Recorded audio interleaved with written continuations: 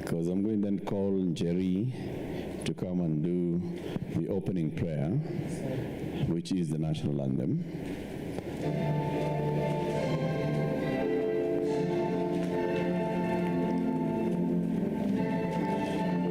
Have you guys agreed with Jerry how you're queuing each other? At what point she starts when you start? You've agreed?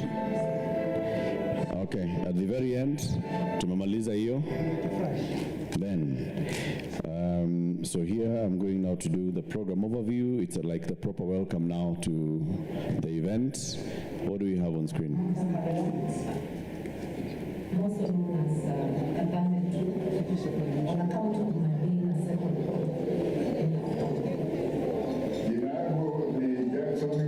We can't have this. We can't have people talking heads when you have someone else talking on the stage. Because that is distracting. That is taking people's attention. People are trying to figure out who's that who's talking and what are we saying here. So you'll be mixing up people. You need to have something that is static.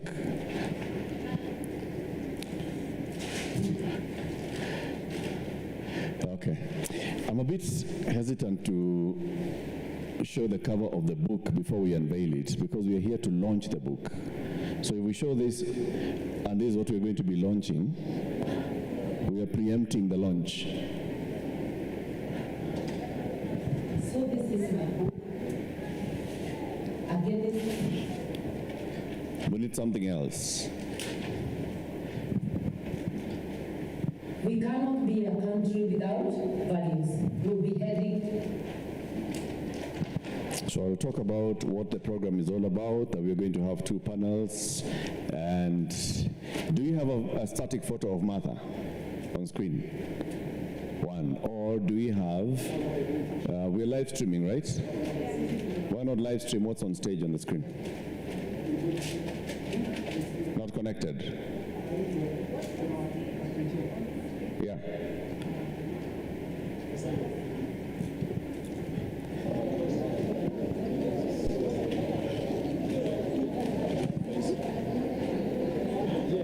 Is that doable?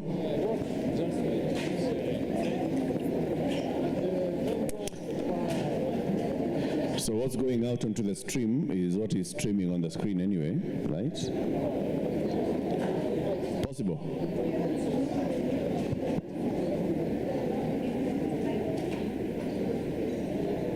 Okay, so let's do that.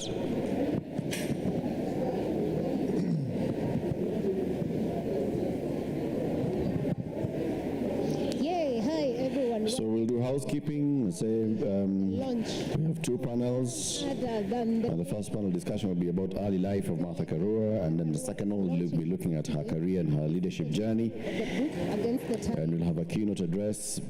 Get the book so that you can read and know what's in this. Let me just read for you the first paragraph, what it says. In this powerful memoir, Martha Karua,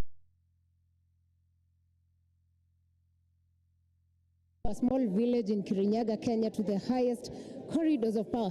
This is just something to make you buy the book. And I can assure you, you need to buy the book for sure.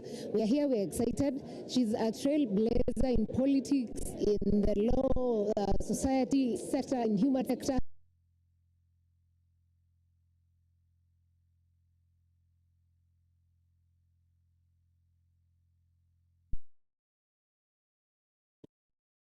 Some people who are here, so that you understand what we're saying when we say she's a powerhouse and why everyone else is here and what they expect to hear from her from the book. Stay on Alpha House. Hi, how are you? Can we talk to you? No, I'm so undercover today.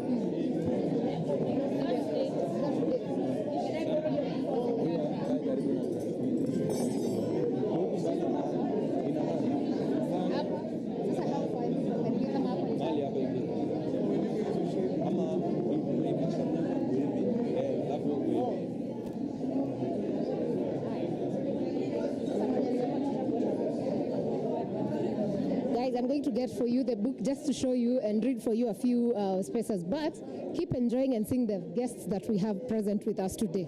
Also, if you're here and you're on Alpha House and you're within the space, you can come and take photos here. This is where everyone is taking their arrival photos and just happiness and excitement for this big day for Mother Karua.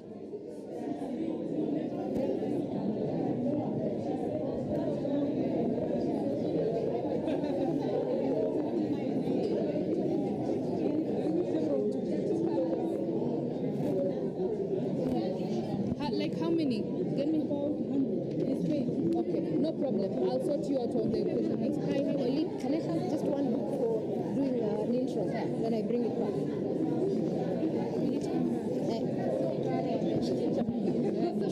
If I did not...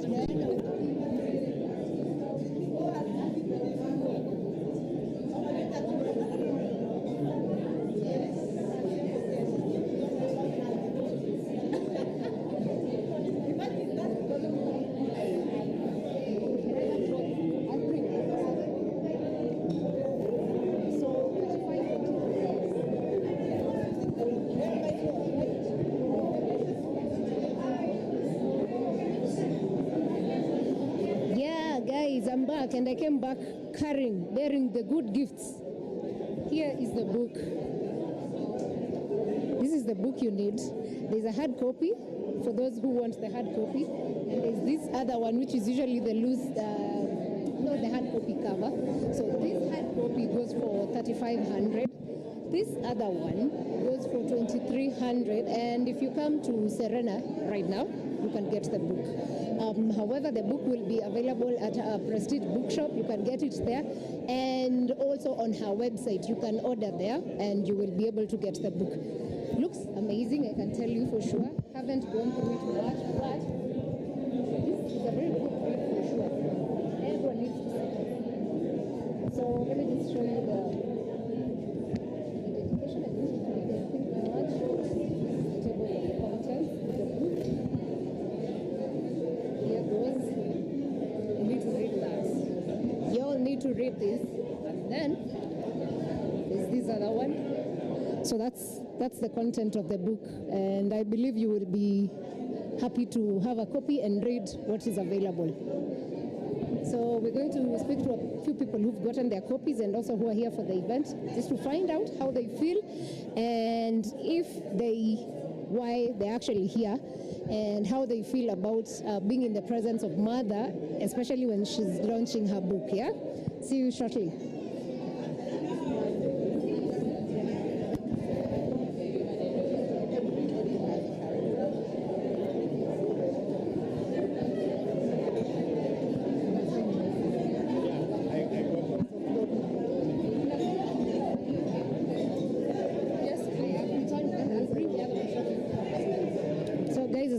This is where people are buying their books. If you need to get one and you're attending the event, there's a table when you walk in, and you can see people are so excited to have the books.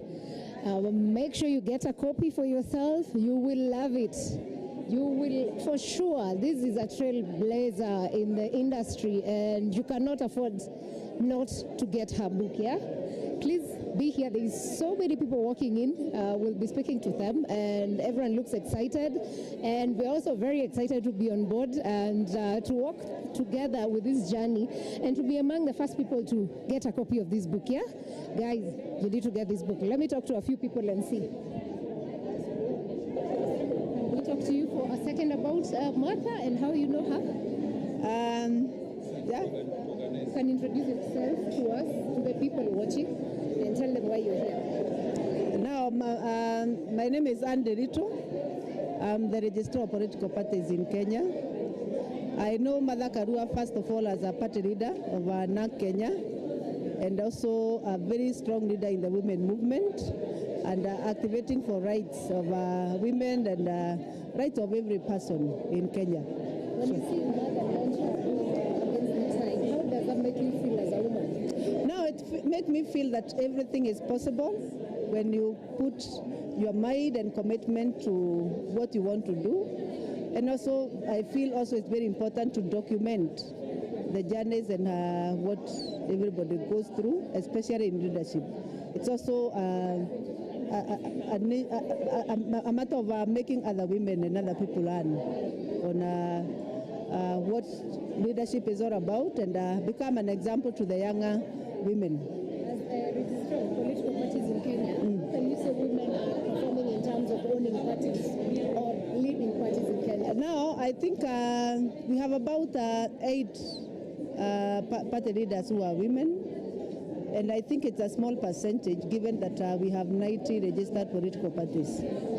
Yeah, that means that it's a small percentage. However, it's a step in the right direction. Mother being one of the party leaders, I think many other women should actually also come on board to really also participate in political party registration and leadership. However, there are so many women who are in political parties as leaders. We have quite a number of secretary generals. We have quite a number of party chairmen. Some of the biggest parties in Kenya are led by chairmen are women. UDA chairman is Cecilia Barire, who is a lady, governor of Ebu. And then we have ODM chairperson, who is Gladys Wanga, who is the chair of ODM. Nice. And what do you think is keeping away women? If you have 90 versus 8, what is keeping women away from the political space in terms of party leadership? Partly because maintaining and running a political party is a cost-intensive business, and 2, the space of politics also keep expanding. It's actually, you know, we really have the cultural problem of being a patriarchy society, which actually is the space that we have been fighting, so that every time we try to change mindset about leadership of women. And I think very importantly is to ensure that women as a fraternity come together and activate around women leadership and support women leadership. Not that we want to say men leadership is not good, it's contemporary leadership. You read complementary leadership between men and women. It's only that women happen to have lower numbers as compared to men. So it's those numbers we want to raise in politics. Okay. And we have seen the emergence of the Gen Z movement. We've seen the emergence of Gen Z, young people and the involvement in the political space generally.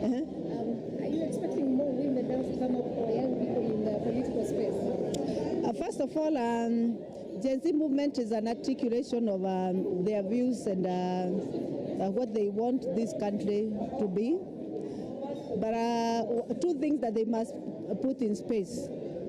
Number 1, the Gen Z cannot continue saying that they are partyless.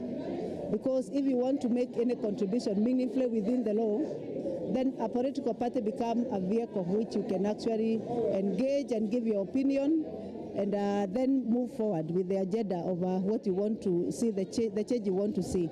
So to me, Gen Z should start by either joining. Indeed, I'll advise them to join the existing political parties. They cannot lack one political party within the existing one, which can identify with their ideology.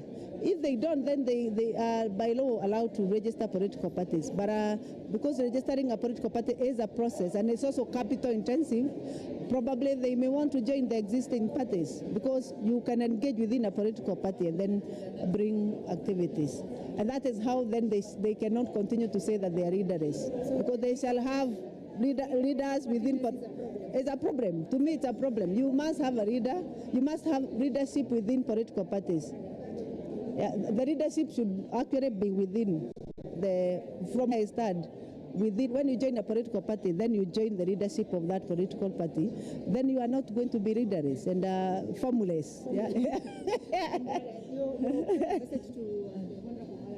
Yes. Now, it's to say that we shall read the book, we shall get the lessons, and know that we are looking for her to lead a strong political party, to strengthen the political party that she leads. Do you think Kenya is ready for a woman president? Kenya has always been ready for any leader in this country, provided you mobilize and then you tell Kenyans what you want to bring to the table. So not women leadership, but all leaders who actually are willing to mobilize and tell us what they want to bring to the table. Do you think we can have a woman president in Kenya? Yes, a leader is, the issue of being a leader does not start with gender. It starts with the ideas, the opinion, and everything. So it is possible. Thank you. For speaking to us. Wow, that's the registrar of political parties in Kenya. And for the young people, as she has said, there's no two way about it. We have to register parties, or we have to join parties that are active if we expect to achieve much and to push for the change that we want. Thank you very much. Stay online. We will keep talking to more people.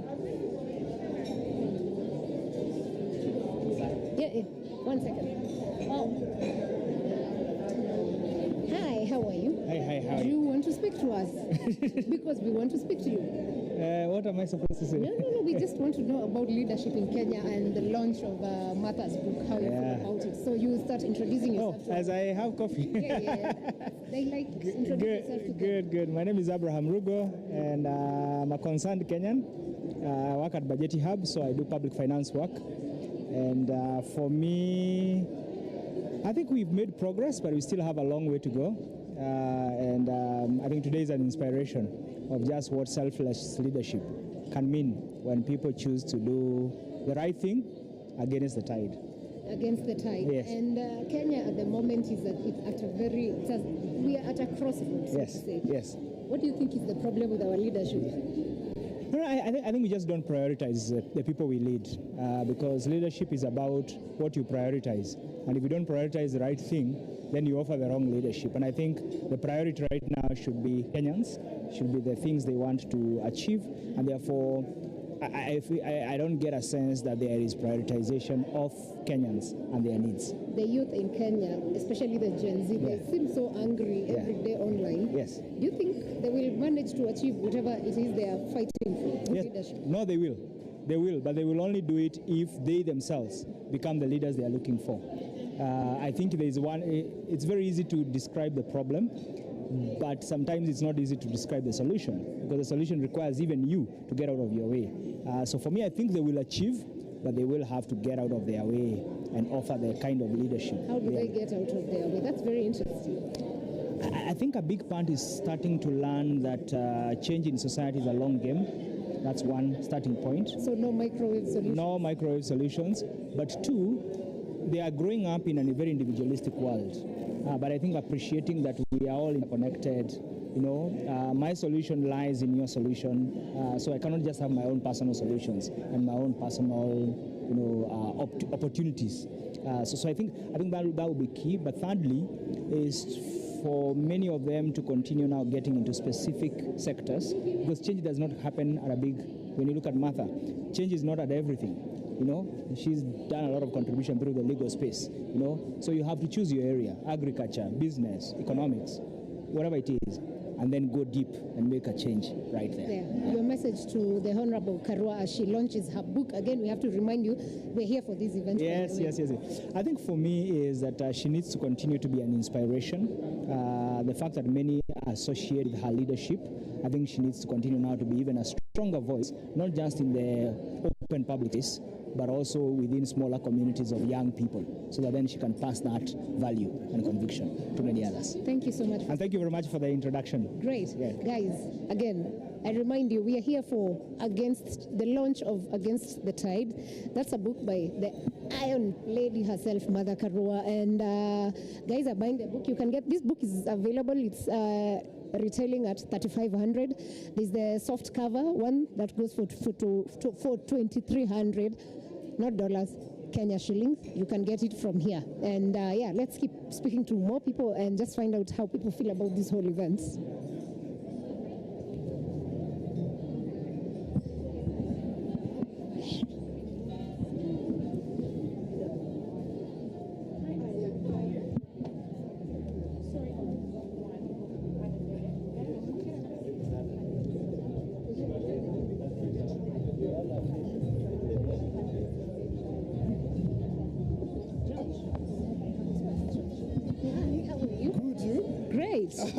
Guys, yes, I know your mom online. Hi, how are you? Hi. And I actually want to speak to you and your mom. Yes. Come there. first. Oh, yeah, you can start. We'll also we'll talk about. So I'll start with an interview and then you follow. So guys, this is George. We actually worked together. George is a journalist like me. We worked together. How are you? I'm good. You? Long time. Long Very time well. indeed. Good to see you. And you too. And I know you and Martha have come a long way. Yes. Yeah. Yes. So introduce yourself to our viewers. My name is George Maringa. I am a journalist. And of course, this is a momentous occasion to be here to celebrate Against the Tide by Senior Counsel Martha Karua. Yes. Yes. And one thing that people should know about you and Senior Counsel is that? One thing that they should know is that they will know shortly. They will know shortly. Know shortly. His Yes. family. His Yes. family. He's just being nice. So, George, what do you think about? Have you read the book first? Yes, I have read snippets of it. Of course, we've attended the sessions, a few sessions here and there, and we've also got an interview on TV 47 tonight. Guys can check it out, where she debunked the book for us, spoke about what drove her to write this book, her passion, and what she stands for. And of course, Kenyans know her for so many things. That's true. Absolutely. So a lot is in this book, especially people do not know much of her personal life. They'll be able to read and to be able to see. Okay. Yes. In terms of leadership, how can you describe the leadership of Mother? She's been an MP for Chugu. She's a party leader. Yes. We've seen her run for president, at the top level. How can you describe her leadership? At this point, at the risk of... Yeah, you have to be... No, it's yes. okay. It's what you feel. It's what I feel. Yeah? Of course, I mean, she's phenomenal. We all know her as Kenya. She's driven several agendas before. She stands for so many things. And one of the things that I will tell you from a personal perspective is that what you see is what you get. What you see. Actually, that is true. Yes. Have you interviewed her? I have been in places where she's being interviewed, and I know what you get. That's why I laugh. Yeah. So, what's the most interesting thing you found on this book? Allow me to pass on that one. Okay. And then you'll be able to, for obvious reasons. Okay, I understand. What do you expect of today's launch? From today's launch is it's a conversation, especially an empowerment, not only for the women, but also for the country, really, and for people to get to know who Martha Karua is. She is a grandmother, she is a mother, she is an auntie, she is a relative to many, she's a friend, yes, a party leader. Yes. She has been a presidential candidate, former running mate. Yes. So a lot is former minister, who has positions. So she's been a former peer as well. Yes. So this is her in writing. This is her story, a journey on a less trodden path. Against the Tide. What do you think about the title? It was a good title. It was a good title. It was a good title. Why because I mean, of course, we know what she stands for all the time. You can see how politics has gone over time, and she's always maintained a stand. On controversial issues, she's maintained a certain stand. Great. Good to talk to you, George. It was amazing. Good to see you, man. Good job you're doing also. We'll keep talking to other people, guys. Again, I remind you, if you're not here, you need to get the book.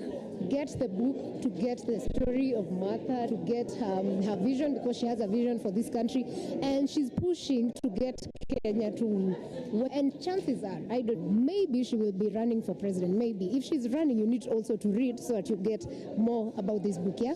Let's keep talking to more people.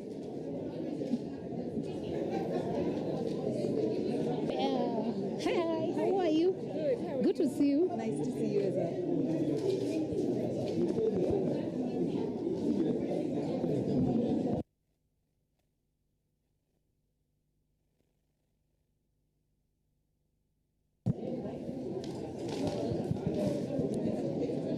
So guys are still buying books. If you want a copy, you can pre-order. You can check on Mother's website.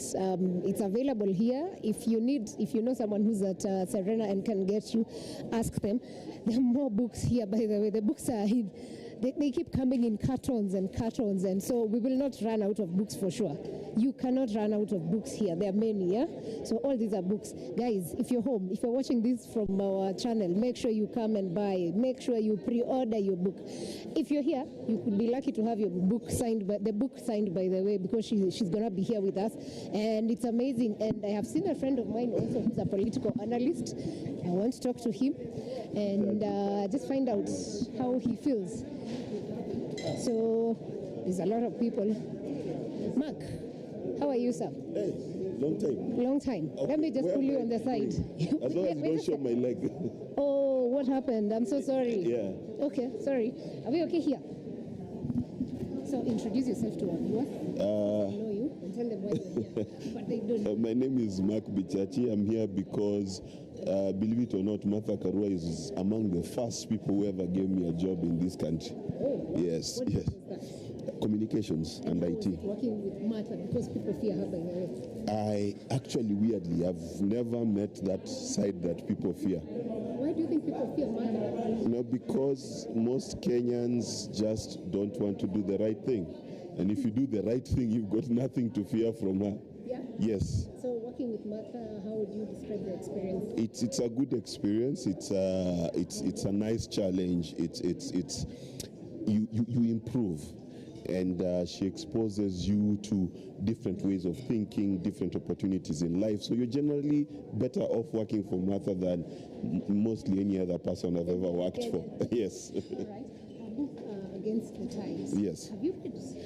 I am just about to. I'm getting it now. That's how it Is this my copy now? No. So that's my copy. I need to read. But how do you think, just looking at it, the title? First and foremost, since I know Martha, I don't think there's a title that better suits her. This is exactly what she's always done. She's always been against the tide and made it doing that. What do you expect from the book? One, very good writing. Two, very pregnant points. And a lot of inspiration, I hope, for the next generation of change makers in this country. And number two, Kenya has struggled. Every time a woman candidate wants to run, Yes. they never make it there. Yes. What's stopping women from being the president? Well, it's not just a Kenyan problem. The United States just did the same thing twice. But there's an element of culture. But the worst part, and I know a lot of people say that it's a glass ceiling for women. No, I think it is the indecency, the inhumanity, the brutality, and frankly the brutishness of Kenyan politics. Most politicians in this country are thugs. Like if you're running for office, the first people you hire is not a campaign manager. You hire goons in Kibera to beat people up. So I think it is the inhumanity and the violence within which we actually attack politics that makes it difficult for women, especially women with principle, to run. So, do you think Kenya is ready for a woman president? Yes, it is. 2027? No, not 2027 now. Oh, now, yeah, now. Yes, yes. As per our constitution, as it is, we know that a lot. In fact, it is quite possible if we removed the element of corrupt money in our politics, if we removed the element of thuggishness in our politics, there are a lot more women with a better record, with better experience of running institutions that are available than there are men today. Men are thugs. Yes, especially in politics. In politics. Yeah. And something else, the Gen Z movement Yes. has been fighting for change and just better governance. Yes. Do you think they are ready or they will achieve what they've been fighting for, looking at the political temperatures in Kenya? Gen Z will be ready to make a change when they stop being an uprising and they become a movement. Many people have called them a movement. They're not yet. They still say they're leaderless. They say they are without a particular direction. When they act like that, they will not be able to change anything. For you to be able to change anything, you need to be an organized move towards somewhere. And I think if they do that, they're the hope of this country. How would they manage to do that? How do they need to go about it so that they have maybe a party or a leader, or how do they get themselves together? The core is not a party. The core is ideology. What do they believe in? It's not enough to say, we don't want so and so. What do you want? How do you want to say you don't want corruption? Are you going to say you want better leadership? You want accountability? Then how do you want those things to happen? Is it constitutional change? Is it by strengthening certain public participation? What is it that you particularly want changed so that what you desire happens? That's You know, yeah, you know, you cannot say you want good food and then the only thing you want to do is fire the chef. You still not eat. Okay. Yeah. Final message to your mother as she launches her book. Congratulations once again. Always proud of you. Always inspiring me.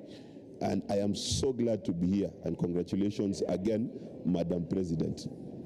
Wow. Message from Mark. No. I know the name. I was looking for the title. I don't know if he's still a political analyst or but I saw he graduated the other day. So congratulations, by the way. Yeah. So, all right, we'll talk, guys. That has been Mark Bichachi, and again, everyone is excited about the launch of Mother's book, and we're all happy to be here. By the way. This is the Alpha House YouTube channel. You need to join us because we will stream this event from beginning to end. We will have more stories. By the way, we have interviews with Mother's family, her dad, her mom, her friends, her sisters, and you need to ensure you keep it on this channel because that's where, when the event begins, we will be playing those clips. So don't miss out. Do enjoy. Meanwhile, show them where guys can buy the books.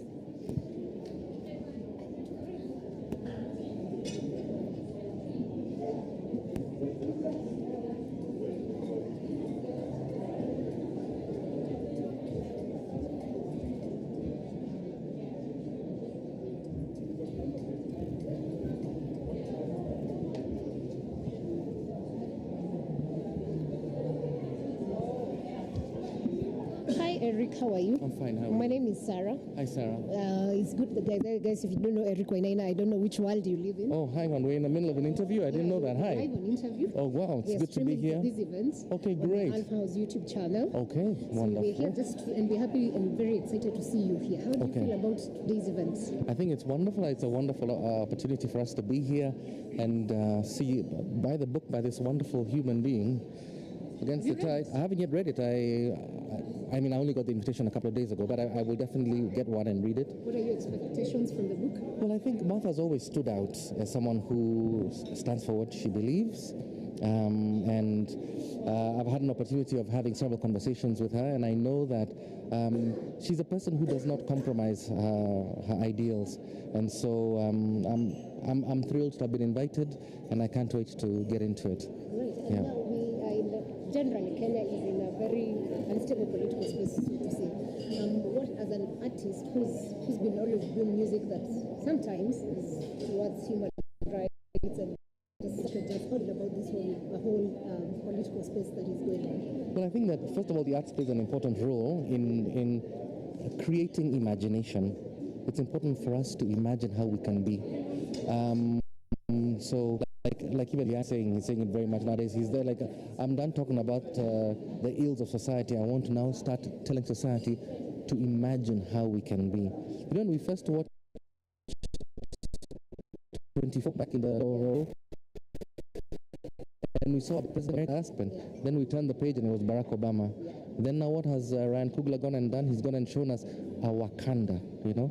And it's when you put ideas in people's heads, and that is the work of the arts to inspire. I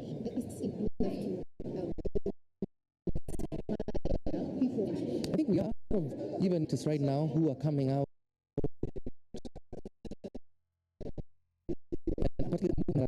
Political climate. Are we doing enough?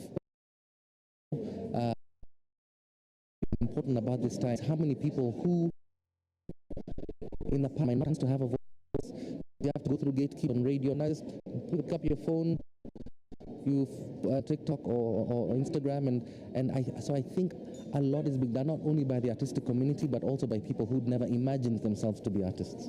And a voice that has been silent but suddenly has maybe woken up is the church.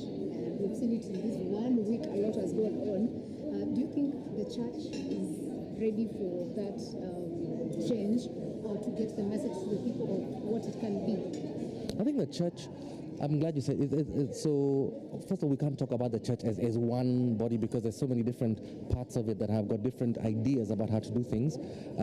But the church has to take leadership, or any religious bodies have to take leadership in this particular area, and not only benefit from the largesse of the political class, but be there like we are going to, because we're billions of millions every single week or every day, you know, responsibility. And a lot of times, I mean, as young musicians, we grew up and told,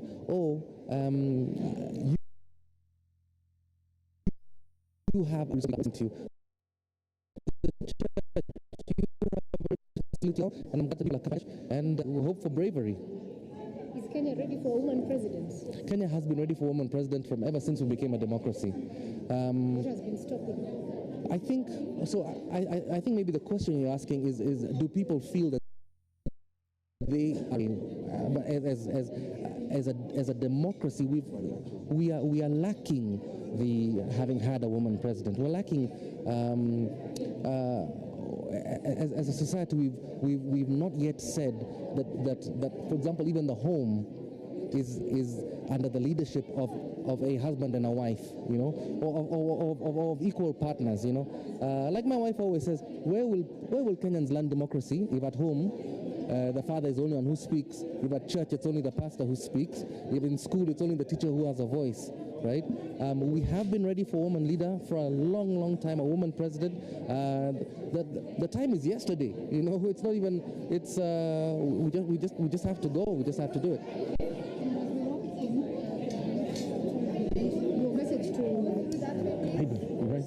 Your message to Martha as she launches her book. You're an inspiration, Martha. Keep doing what you're doing. We love you dearly. Thank you. Good to see you, Eric. Good to see you. All the best. Thank you, guys. Stay online. Don't leave. Keep watching our YouTube channel, The Alpha House, and we will keep streaming and talking to more people just to hear their thoughts about this whole launch and what it is to have Martha with us.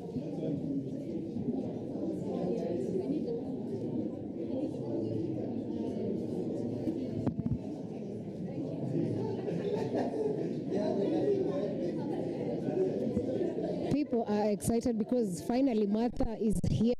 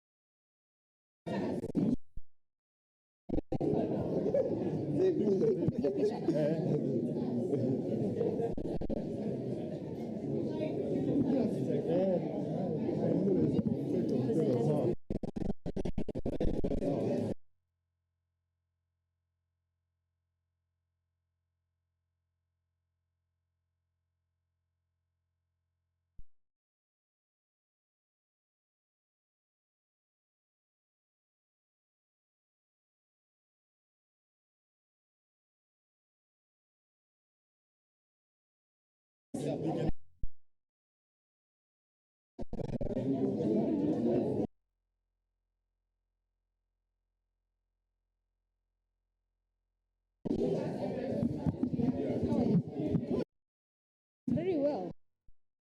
My name is Sarah, and we are streaming the event, and we want to talk to you. Just a minute of how you feel the event, nothing external about the launch of the book. About the launch? Yes. I think this is a great moment for a great lady, Honorable Martha Karua. She has charted the path in very many ways. And today, launching her book is very, very significant because it is something that is very valuable to Kenyans. What do you expect from the book? Good things. Good things. Inspiring things.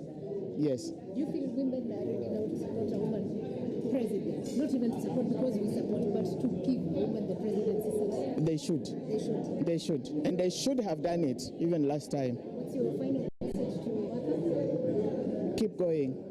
Keep going, my sister. Keep going. The young women of Kenya? Keep aspiring because you can get there. We can get there. We can get there. Thank you very much for Thank speaking you. to us. Thank you. All right, enjoy. I wanted to buy a book. Here. Oh, sorry.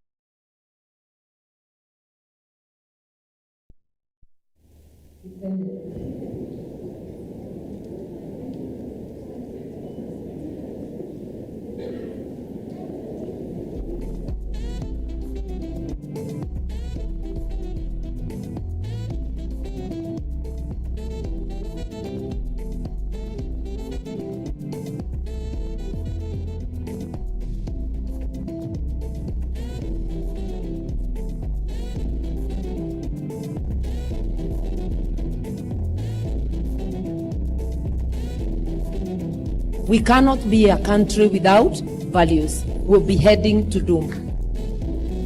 I was born and brought up in Kirinyaga, and I want to thank my parents who are still alive, thank God, for instilling the values of honesty, hard work, community, and respect. Values that hold good. Ladies and gentlemen, good afternoon. I like a good laugh. Just Can I have your attention? Do we have somebody called Martha Karua in the room?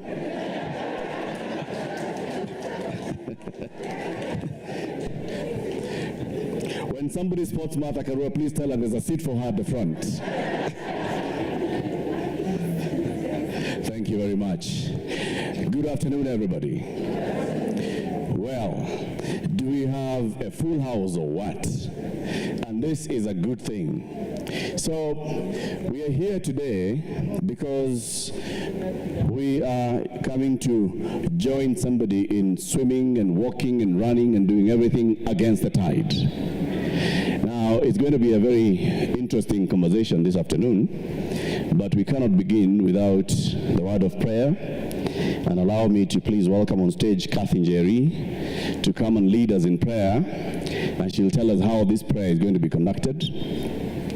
Kathy does very many things, including being a fashion stylist, being a makeup artist, and she sings. She also prays. Kathy, the prayer. Tell us. Thank you. Good evening, everyone. Please let's be upstanding.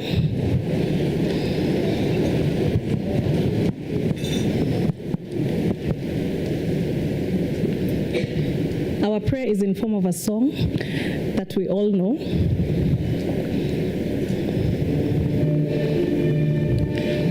Nguvu zetu ilete baraka kwetu, haki wengao na mlinzi, na tukae na undugu, amani na uhuru, raha tupate na ustawi. Amkeni ndugu zetu, tufanye sote bidii, nasi tujitoe kwa nguvu. Nchi yetu ya Kenya tunayoipenda, tuwe tayari kuilinda, na tujenge taifa letu. Ndio wajibu wetu. Kenya histahili heshima, tuungane mikono moja kazini, siku tuwe na shukrani. God bless us all. Thank you very much, Kathy. We may all be seated just for a moment, because now we are going to welcome one another into this hall. Good afternoon. My name is Eric Latif. I speak for a living, and what I'm doing now is just part of life. I'm a host of a show on Spice FM called The Situation Room. My co-host is here. Where is he? Omera Muga, how are you? Very good. City Muga is here. Ndu has sent her apologies. She's following the live stream. And I'd like us to welcome one another here to this conversation tonight. And what I'd like you to do is turn around when you are standing, stand up, turn around, walk to at least several people, and say "against the tide" 3 times. Okay? So stand up, go shake hands. Against the tide, 1. Against the tide, 2. Against the tide, 3.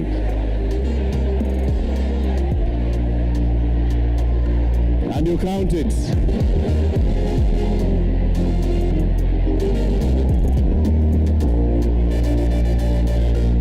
Yeah.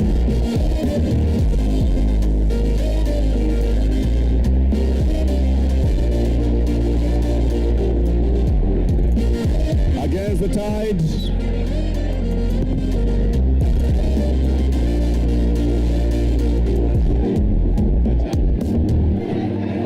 Against the tide. All right. We may now be seated. We may now be seated. Asante sana. We are saying against? Against? That has a different meaning to different people, and at some point we will be interviewing people and asking them what their against the tide means to them. Well, not now, just don't worry, I'll come later.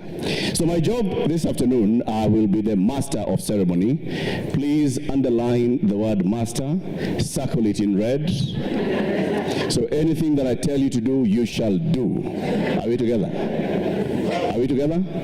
Very good. Now the first thing I want to do is just to let you know the theme of our event this afternoon is strength and resilience for greater good. Repeat after me, strength and resilience for greater good. Again, strength and resilience for greater good. Now, we have audio-visual. No, don't worry about what you're seeing now. Don't, they'll put something else. Don't worry about that. So, of course, the thing that you want to know is immediately housekeeping rules. Housekeeping rules that, number one, we're here today to celebrate, so it's not a sad occasion. So please, if you see somebody next to you and they look like they're sad, just nudge them. You know that thing? You know that thing? Remember a few days ago at KICC, somebody has just been sworn into a higher office and they look... And what happened? Right? So if you see somebody who's looking a bit sad, you tell them, come on, smile. Now, the flow of the program is that throughout this session, if you feel the urge to use the facilities, don't raise your hand and say, excuse me, teacher. You are free. The facilities are outside the hall to my left. You'll follow the signage. Now, the Serena people are very good at doing this thing in terms of just letting you know how we are in terms of security. And I can tell you, I have spoken to them and they've said our security today, top notch. They've also told me that in case of fire, there will be loud sirens. When you hear the siren, just know, don't panic. Stand and walk out. There will be guides to show us where to congregate. All those things that happen, okay? And plus, there'll be smoke signals, smoke sensors, and all those things that start pouring water. Just don't panic. But none of that is about to happen today. The program flows this way. We are going to have several conversations. One of the conversations is looking at Martha Karua's journey from her early days. And that journey will have several people speaking, and it'll be a panel. They'll be up here, they'll speak. There'll be a second conversation, which will be Martha Karua in the days after school, from university into career, into politics, into leadership, into the future, because she still has a lot of passion about the future. And then we are going to hear from Martha Karua herself about why she's written the book. I mean, people write books for different reasons. I want to write a book so that I can make money. I want to write a book so I can make money and also inspire others. I want to write a book, I don't care about the money, I want to inspire others. So she'll tell us why she written the book. And if it's not about the money, why is she selling the book? Right? And she'll also tell us how we can get the book. Thereafter, we're going to have a keynote address. And the keynote address this afternoon is going to be issued by Chief Justice Emeritus. Why don't they call you prof and yet you're a prof? They don't know, right? Professor Willie Mutunga will be giving giving the keynote address this afternoon. And then thereafter, we are going to have dance and song. Geshogo people, please, let's see for your hand. Geshogo people, yes. So all the Geshogo people in the house are going to close the ceremony for us today with a dance. Are we together? Very good. So now let's begin. Our first order in the program is to understand Martha Karua. Martha Karua, who is she? Where did she come from? Many of us have just seen her in the national limelight, but we also forget, many will forget that she started somewhere. So watch the video on the screen. It will play. As I step out of the screen, watch it intently. I'm Martha Karua. I'm also known as Kathande 2 on account of my being a second born in our family. Jina yangu ni Jackson Karua Jarobio. Josephine ni bibi yangu. Tulianza safari yetu tungali vijana. Josephine Karua au Josephine Wanjiru Karua. Kwa kweli mimi ni mama ya Martha. Hata nimempatia jina la Martha kama mama yangu. My name is Josephine Karua. Martha is my older sister. In our family, we introduce ourselves by the positions we are in the family. I'm Martha Karua. I'm also known as Kathande 2.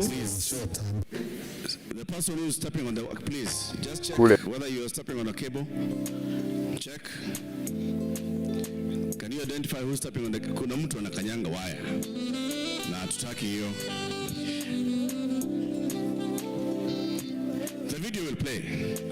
But first, let's bring our first panel discussion as we sort out the technical issues. So our panel conversations this afternoon are going to be moderated by somebody who is very good at this. She is a storyteller. She is very, very active in the digital space. She runs podcasts and does a lot of conversations online and speaks to people all the time. She is going to come and introduce her panelists to us, okay? Please put your hands together. And I did not say clap, eh? Put your hands together. Are the hands together? Put your hands together. And how we're going to clap is you follow my cue, okay? Moja mbili tatu twende. Very good. Our panel moderator is Nadia Kawakula. Welcome, Nadia. Yeah, you can do that.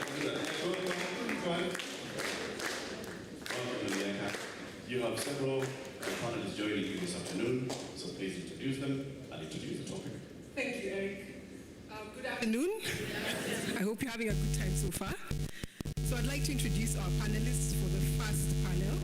And on this panel, we'll be looking at Martha's life from her education perspective, and we're going to be talking to former teachers and former classmates. So they have some stories to tell.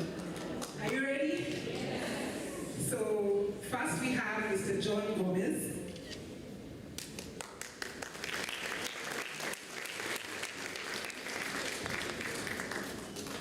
Mr. John Gomez was her headmaster at Kiburia Girls in Kirinyaga.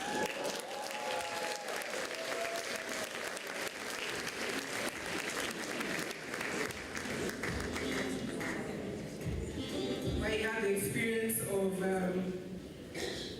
a student who did not want to bend. Going to the book to find out what that's about. And then we have Professor Winnie Mitula.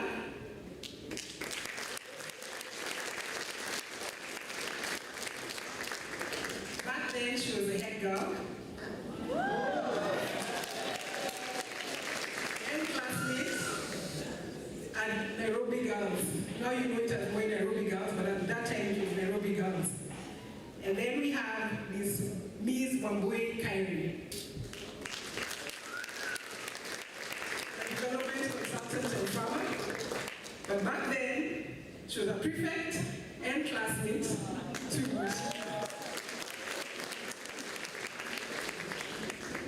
So welcome.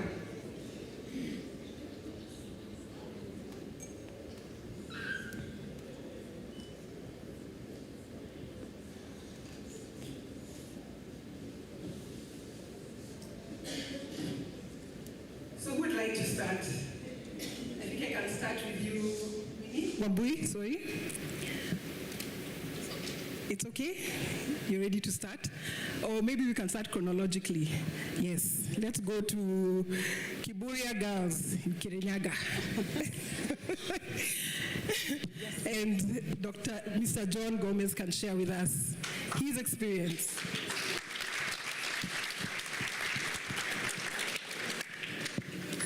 You can just sit. Yeah? Thank you. All right. Ladies and gentlemen, I am a lay missionary for the Diocese of Nairobi and Nyeri for the last 31 years.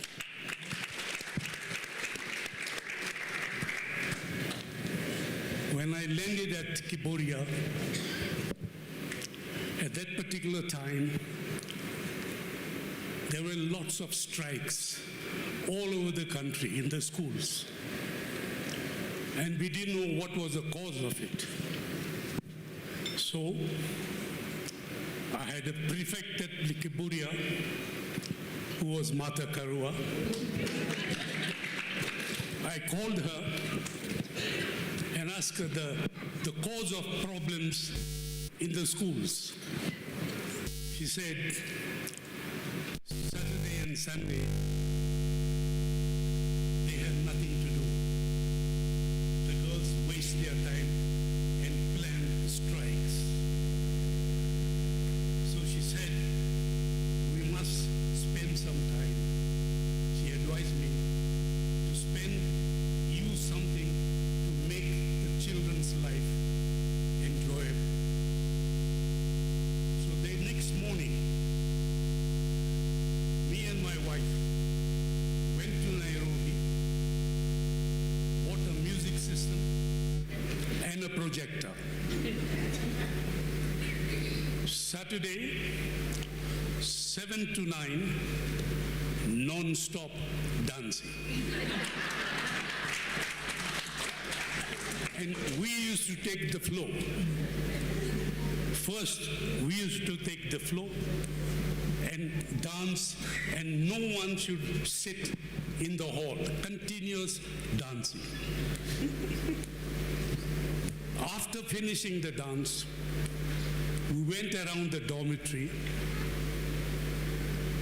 The snoring was so loud that even the rats ran out of the dormitory. Sunday, from 7 to 9, film. But I used to test the film before it was shown to them. So any special thing, my face would come in front of the projector so that they knew what was happening. So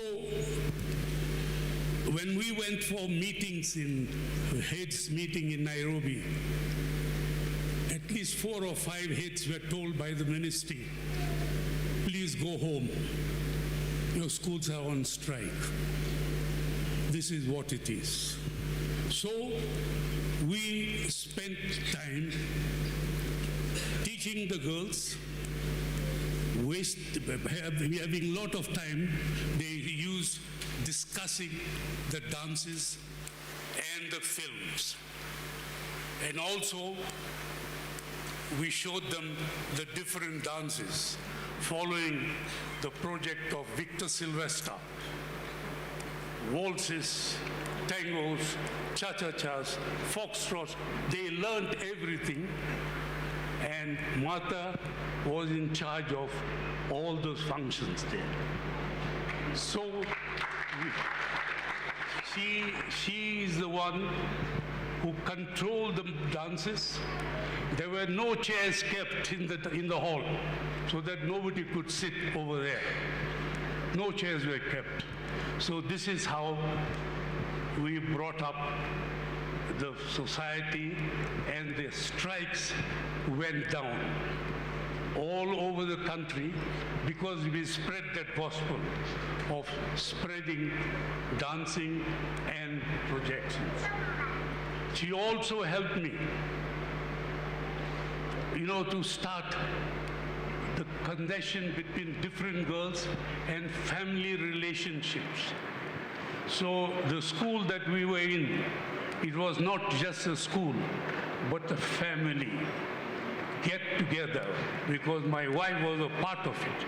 She was their nurse, she was their matron, she was their librarian, and she is the one, Martha, took a lot of interest, and this is how Martha's idea brought about rest, prosperity among the children in Kenya.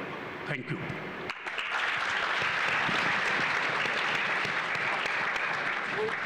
Thank you so much, Mr. John Gomez, for sharing that. As you can see, the leadership qualities were there. And at that time, probably Ministry of Dance was her title. And we'd like to go next to you, Professor Winnie Mitula. What was your experience at Nairobi Girls? Thank you. My experience is a lot, but I'll share only a few. We were very tough-headed girls, very, very difficult girls in school. But I was a head girl. But I was equally not a very good girl in terms of, school likes you to say yes all the time. And, in our system, we are trained not to say you don't know, not to question. And some of us had come from homes, I guess Martha could have been like me as well. My parents taught me to look at people in their eyes, to question and to confront them. And this in school those days was seen to be very, like you shouldn't do it. So when we were in school, it was difficult. And one thing I know is that when I was a head girl, Martha, Jen Matoke, there were a number of girls who used to advise me as well as a head girl. So he is a tough head girl, but she has some advisors. So we had to go through very difficult things. And one difficult one was smoking. Because a lot of girls used to smoke, not that they were smokers. Is that trial you do as a young person? You know it. I did it. I smoked as well. So the smokers were there. Yeah, so there were these smokers, and then they're young, and we are in high school and they're in Form 2. So they would hide behind the tennis court and the rest. So we would consult with Martha and say, now, this little girl is going to be sent home. What do we do? No, we must convince Mrs. Mwaniki. They shouldn't be sent for smoking. We can talk to them. So there was always that feeling of you speak out and you are also helping your other young girls. So Martha was all the time that sprouting out, the kind that will be looked for if something happened, because where is she? Very confident, self-driven, and the way I saw the self-driven Martha in school going against the tides doesn't shock me, because she was self-driven, she was resilient, and those days this concept of resilience was not there. It wasn't so much. It came more to be dramatized by, through climate change and all this. But Martha was resilient. If she wanted to do something, she did it. And also very open, and had many, many, many friends when we were in high school. I know if you read the book, you will see something that happened on page 43 there, about one time we took a collective responsibility, an impossible collective responsibility, because we booed the teacher. You remember, we booed the teacher, and the teacher just said, no, I will never teach you again. Went, reported us, and in the booing there was also a whistle. Somebody whistled. So what was picked up was the whistle. So they wanted the one who whistled to be declared.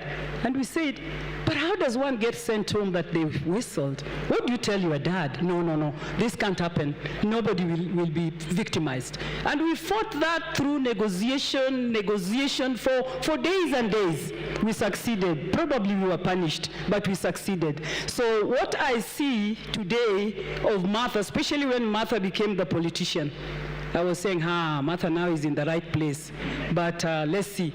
And I was very happy, 20 years.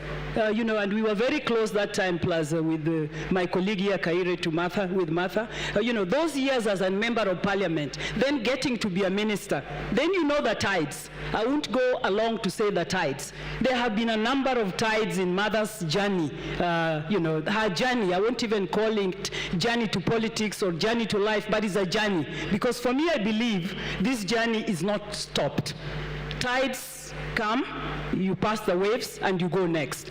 And I think in high school with our Mrs. Mwaniki, we must mention her name, a very special lady. I remember last elections, we were very up all over trying to campaign, and with our headmistress around us as well, saying this, our lady, has to continue and to move on. So we are really happy to be here and to talk about Martha. Her story and her journey will continue guiding some of us, and of course, the advice and all that we get is good. Thank you. Thank you so much, Professor Winnie Mitula. Correct me if I'm wrong, but your cohort was one of the first to be all admitted to university. Your class. To be? Admitted to university. All of you admitted to university. Yeah, all the, yeah.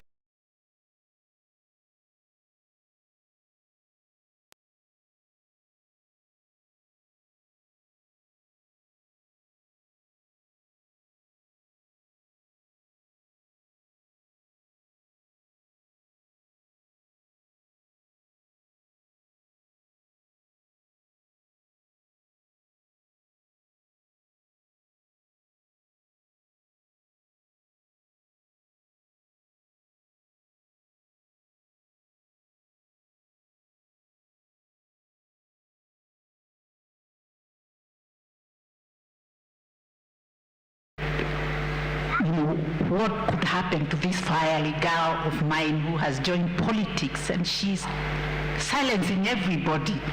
You as her old friend, between you and me, could you please talk to her and tell her to tone down and take care of what she says and where she goes, because I think she's doing it, she's too much. Tell her to tone down, and don't tell her I have told you to say so. So all along, I promised Mr. Karua that I will do the best I can. Of course, I never toned her down. I put fuel. I put more fuel so she could even go faster and higher. But what I remember is that Mr. Karua also told me that when he brought Martha to Form 5 in Nairobi Girls, escorted her from home to the school, he also confided in the headmistress because he was worried. She has been to several schools in the past.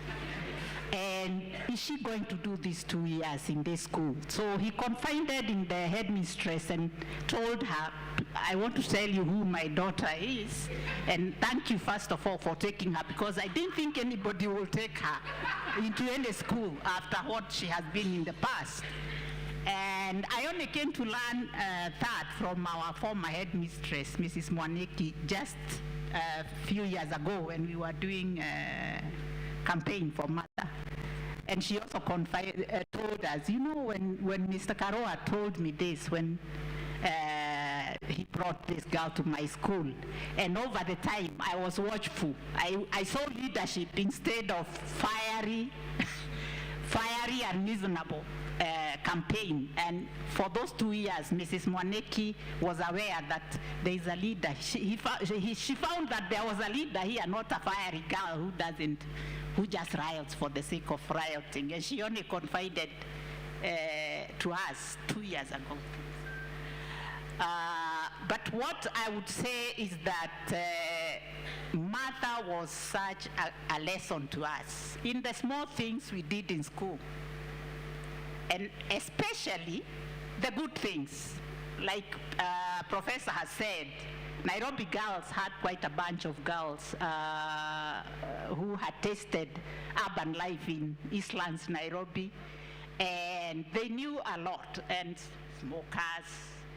You will remember that Nairobi Girls is next to Kibera slums.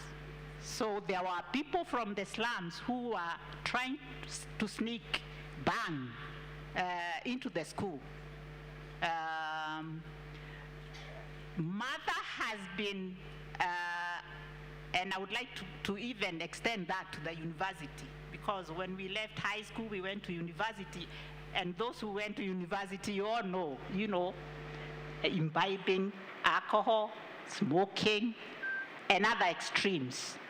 But mother was never an extremist in terms of vices. Let's call them vices. And even though she would join you at Serena used to be our morning, evening special place because we were just here.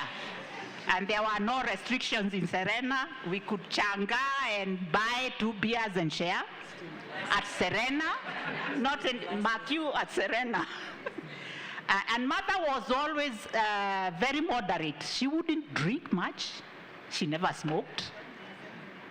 So she was on our watch. She's the one who would walk us back if we overdid it. So she's been very moderate in terms of, so you could never accuse mother of, oh, you are behaving like this because you're drunk or you have smoked. She was careful, and that has followed her in life, moderate.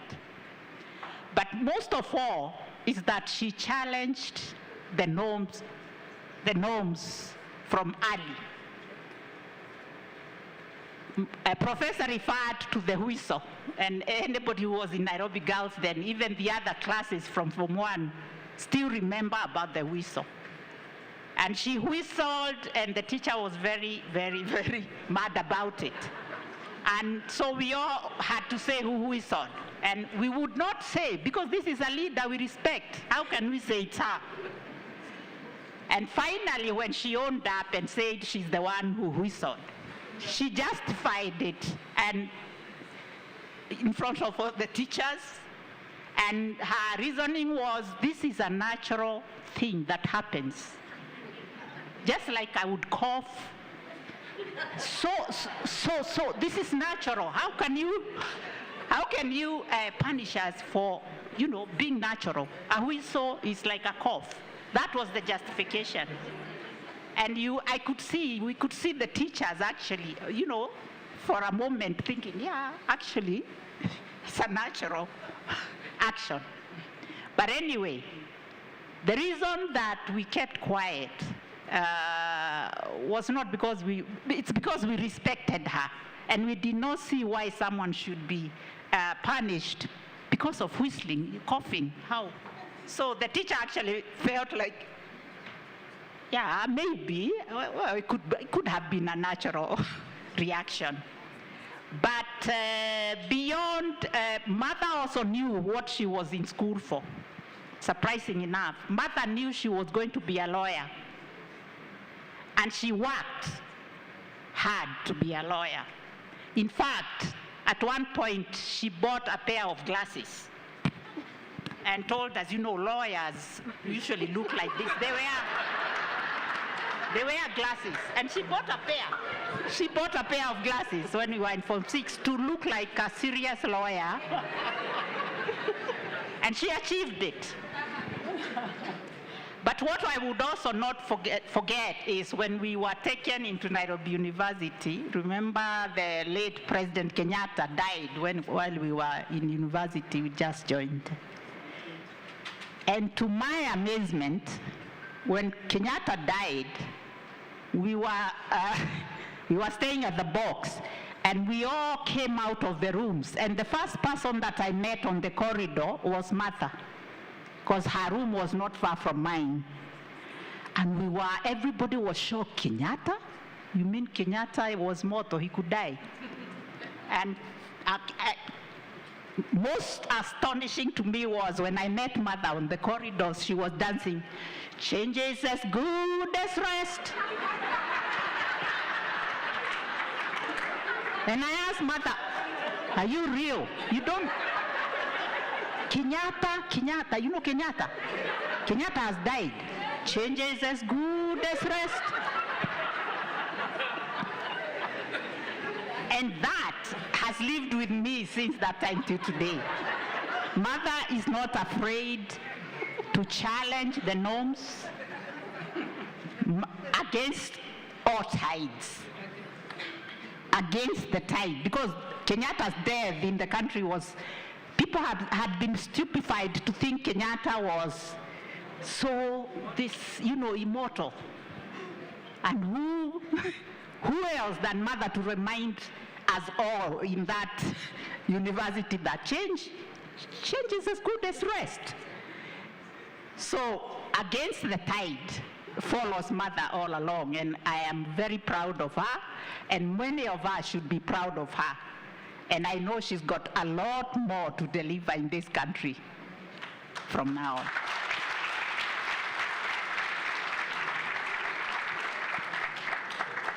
So I'd like to ask Mr. John Gomez, what's your favorite recollection, or what you are a teacher?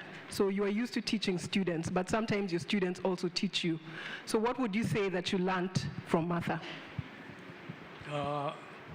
Martha used to love my subject, biology. And we used to discuss biology for a long period, because that particular subject creates a lot of interest among human beings and animals. So every time I went to the class, the first class they loved was biology. And I spent all my time teaching biology for 30 years in all the schools in Central Province. Nyeri High, Gaichenjiro, Mugoiri, Karima, St. Mary's. And I introduced a new school called Mo Equator Nanyuki. I founded that school and built it single-handedly, the whole school. 12 classrooms, 3 dormitories, 7 staff houses, administration block, dining hall, 4 laboratories, library, and all the girls had access to the farm in the school with 1,000 chickens, 84 pigs, 10 cattle, 40 goats, and 100 sheep, all for the school. So we brought up all our children in Kenya as our family. And all the girls I left 40 years back, 50 years back, we are still together and we meet every year.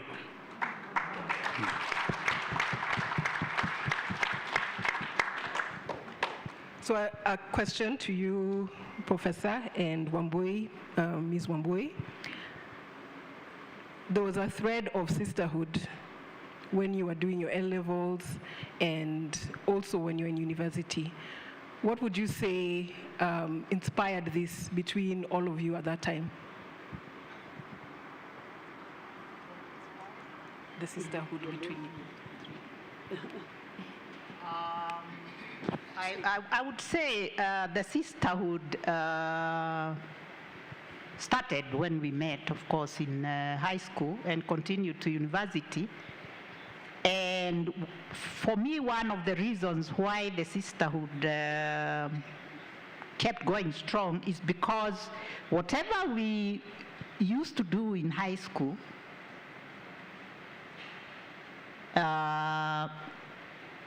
showed results. And Mother is a results-oriented person. I can tell you that. I still remember in Nairobi Girls how we used to have church services in the school on Sunday. And we felt that it was too claustrophobic, and we wondered, hey, of course, the thinking behind it was we are just the girls. Church is for congregation of many people, not just students. So we initiated Martha, Winnie. We decided that we were going to talk to the headmistress and the administration to allow us to go to church outside the school. And not only that, you remember in high school, we used to be signed out by parents on when we were going out. And these two things were initiated through Martha, Winnie, and our class, and those who are not here, we are representing them, they can say that. We initiated that. We told the headmistress we need to go out, flex muscle, go out to church outside and meet other human beings. And we had to justify that. And Martha, we did justify, and Martha also said, we can sign ourselves out from 5s and 6s. We are older than the from 1s to 4s. And because we are responsible human beings, we can actually sign ourselves out instead of asking our parents to come and sign us out. Because some of the people did not come from Nairobi, so their parents were nowhere. There were people who were not signed out and stayed in all the time. And do you know, we discussed it with the teachers and the headmistress, and hey, they allowed it. They allowed us to sign ourselves out from 6s and 5s, and not only that, to go out, but they had to decide which church we all go to, which was the Baptist church on Gong Road. Imagine, results-oriented. I hope it still happens today, I don't know, but it happened. And again, at the university, for me, I remember many of our class, from 6th class, many of us went to university, especially Nairobi University, and many of them were doing law, except me.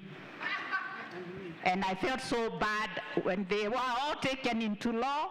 I told my father, I don't want to go to university. I was not taken to do law, and that's what I wanted. So I went home, and my father had to persuade me to go back, and told me how one can even do law after the first one that I was taken. I did sociology and government, but I don't know if Daktari would remember, but Mother used to sneak me into the law classes. Such that some people still think I did law in Nairobi University. So, and Martha also started teaching us how to fight for our rights when we were in university. And I remember one time we went to, it was called what? Excelsior Hotel. And because when they saw you as girls, they would kick you out. I mean, what are girls doing here on their own? You are not accompanied. And we kicked such a furor. I remember that class also had a foreign lady, Mrs. Chite. I can't remember she was from which country. She was from Kenya. She was doing law. And we had to justify why we are there as ladies alone, how we don't have to be accompanied. And we were finally allowed to sit down and have our drink. So there are many examples I would give that many things Mother taught us.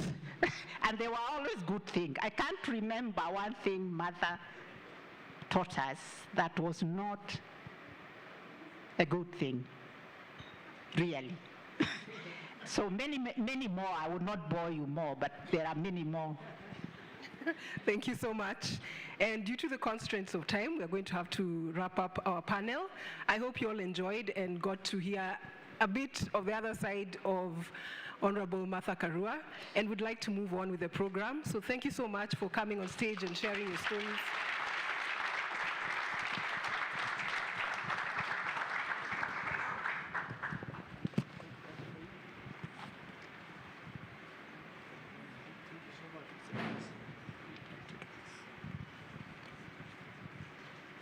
Over to you, Latif.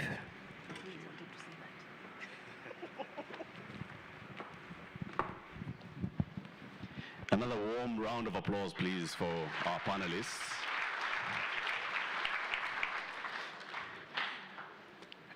Apart from Martha, is there anybody else here who went to Kibura Girls? Anyone else? There are many. Don't be shy. Just raise your hand or stand up. Who else went to before Moi girls. Nairobi girls. Nairobi girls, there you go. Round of applause. Moi Nairobi girls. Okay. So now, this time, our technical guys have told us the technical side is sorted. Please cross your fingers. Musiguza nini? Yeah. Let's watch. I'm Martha Karua. I'm also known as Kathande 2. I'm Martha Karua. I'm also known as Kathande 2 family. On account of my being a second born in our family. Jina langu ni Jackson Karua Jarubio. Tungali vijana. Josephine Karua au Josephine Wanjiru Karua. Kwa kweli mimi ni mama ya Martha. Hata nimempatia jina la Martha kama mama yangu. My name is Jeffrey Nyaga Karua. Martha is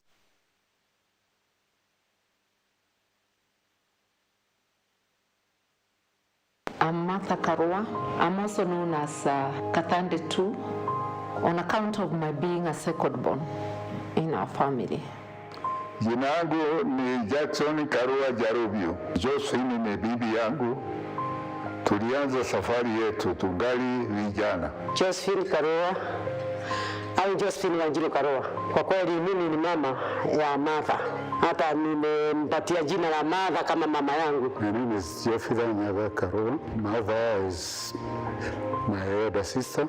In our family, we introduce ourselves by the positions we are in the family and by the name of this locality. So in short, I'm Kathande 4. Margaret Wawira Karua. I'm the firstborn in this family. I am Kathande 1. My name is Esther Wambui Karua, and Martha is my big sister.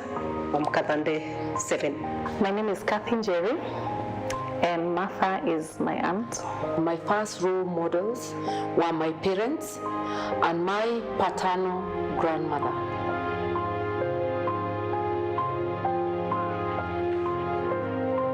Martha angali mtoto, walikuwa kama watoto wengine, lakini unajua desturi za mtu ni Mungu anapeana. Martha is an extraordinary person. Actually, it's one of a kind.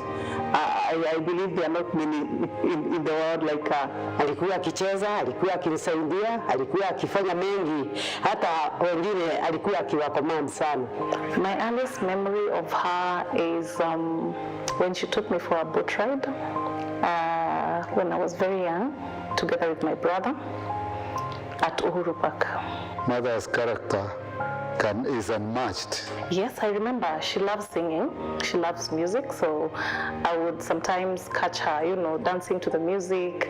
And then, especially on Saturday afternoon when music used to be played on KBC, we would get a radio that we had, put it outside, and then Martha and my elder brother would be showing us dancing styles. Wakati mmoja kukawa na mkutano mkubwa sana kule Kianyaga. Alipatiwa nafasi kuongea. Alipoongea, watu ambao hawakuwa wamemsikia tena walimpigia makofi, wakafanya kelele nyingi sana kwa furaha. Normally those very early days, that character had not really been defined, especially in lower primary school. You may not have noticed it, but at home, I can very well remember we could see her assuming some leadership roles, even that early time. Alikuwa akionyesha yeye anaweza kuwa mtu wa kufanya kazi za aina yote, hata kuwasimamia watu wengine wafanye kazi, au wao wakiongea ikiwa ni mkutano, alikuwa akitaka sana kuongea. So how I helped her is by staying with the kids. By then she was a magistrate at the High Court, then she moved to Kibera, finally to Makandara.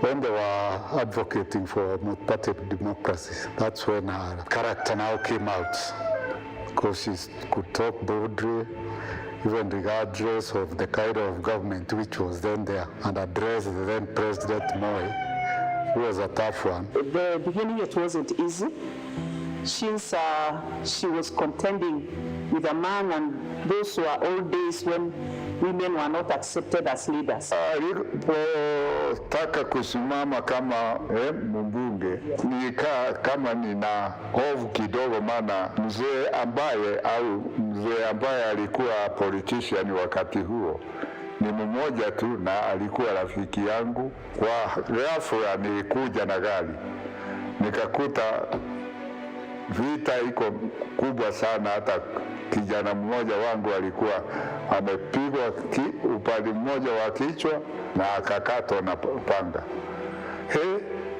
Nikasema hivyo ndivyo, hakuna jambo kama hili. Hata Karithi akiwa rafiki yangu aende bali. Sasa alikuwa akionekana yeye ni shujaa, ana msimamo wake, na hiyo msimamo inamfanya kukosana na wengine. So she asked me to deliver a statement to KTN, which was then situated at Nyayo House. Remember, Nyayo House was also the torture chambers of Moi era. So in my hurry, I forgot to press the actual place where KTN was situated, and I ended up in the torture chambers, which was, I think, on the 24th floor. And the APs there were very happy. They thought, oh, she brought herself. Only to realize after I was held for a few minutes, about 10 or 15, when the senior came and told them, no, that's the wrong person you have. So I was released. She is somebody who goes to great lengths to help another person who has a problem, na alikuwa akisaidia watu sana ambao wako hapa Kisumu. Watoto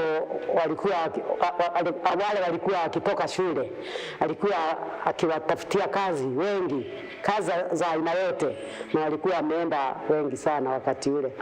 I've been a hairdresser for a couple of years. Actually, she's the one who got me my first job.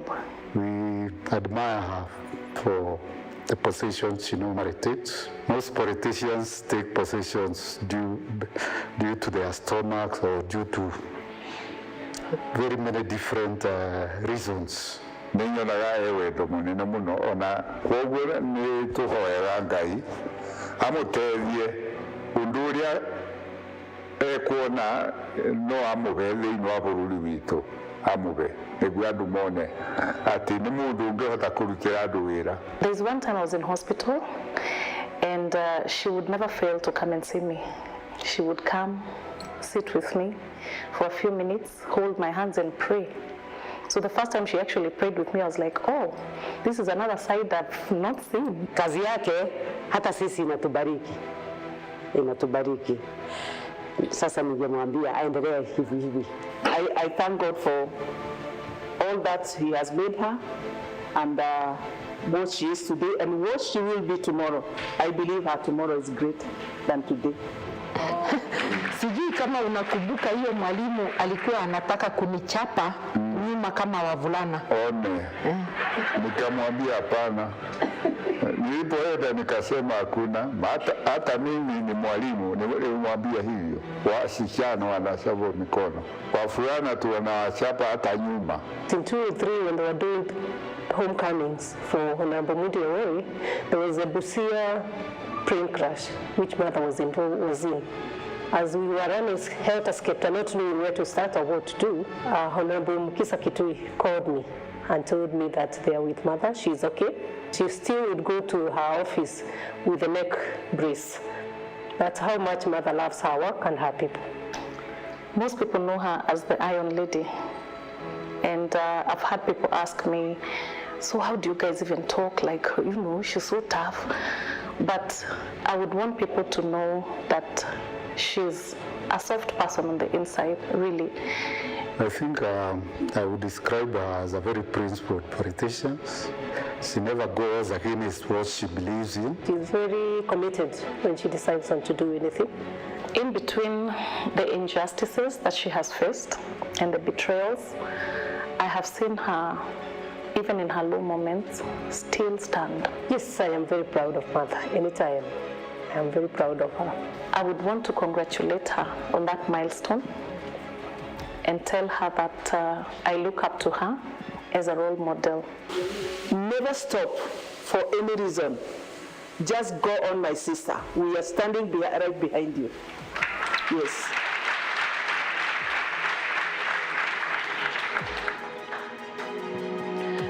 and gentlemen, again, the theme for this afternoon is strength and resilience for greater good. Say after me, strength and resilience for greater good.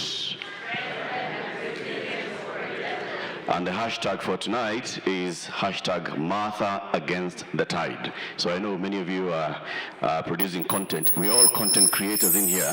So as you're posting content, the hashtag is Martha Against the Tide. Tafadhali. Now, we are going to have a second panel discussion shortly with Naliaka, who will be talking to other people who will take us through Martha's journey post-university, into career, into leadership and governance.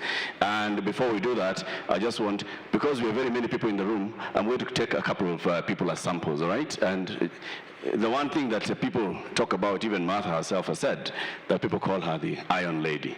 So that's not the word that I want to hear from you. So apart from the Iron Lady, how else would you describe Martha Karua? I'll pick somebody randomly, because you stand up to tell us your name, and then not a story, just one line. Good at following instructions. My name is Ngendo. I would describe Martha as Kenya's Avenger. Kenya's Avenger, we have one. Very good, very good. Maurice, I'm not coming to you. I'm coming to this one. I've spared you this one. You're the one. Yes, stand up, tell us your name. Apart from Kenya's Avenger and the Iron Lady, how else would you describe Martha Karua? Amepewa leakage. Umeshika leakage? Tukapatia 1 minute tuchukue Mwakenya. Stand up. Your name, please. My name is Otara Joffrey. Mother is our mother, a strong woman. Our mother, a strong woman. Yeah, remember, Baba and Martha. Remember? In this column, who am I going to pick? See, someone volunteer. Okay, I'm coming to pick. I'll pick you. She knew, so sit down, not you then. Let's go for her. Tell us your name. And apart from Mother, our mother, Kenya's Avenger, Kenya's Iron Lady, what else? Sorry, my name is Penina. I admire Mother. She is resilient and the strongest person who stands against the tide. That's what I see her. Very well said. Strong, standing against the tide. Okay, that was a kuanea. Smama too. You wanted this. Hi everyone. My name is Adele Onyango, and when I think of Martha, I'm going to use the word, could I just use a sentence? Please, I know, okay? So she's the one who's opening the gate for us, and so I hope we honor her sacrifices. Opening the gate. So we say, the gate opener. Washimeni. Okay, we come to this column. This one is a big one. So there are people who are already volunteering. Good. I like volunteers. So we know what we've had so far. Gate opener. Kenya's Avenger. What else? Resilient. Mother. The Iron Lady. Hello, my name is Brian Karanja, and I'd say Martha is selfless. Selfless, a good one. Hi, my name is Dr. Patricia Murugami. Martha is Africa's phoenix and a breeze.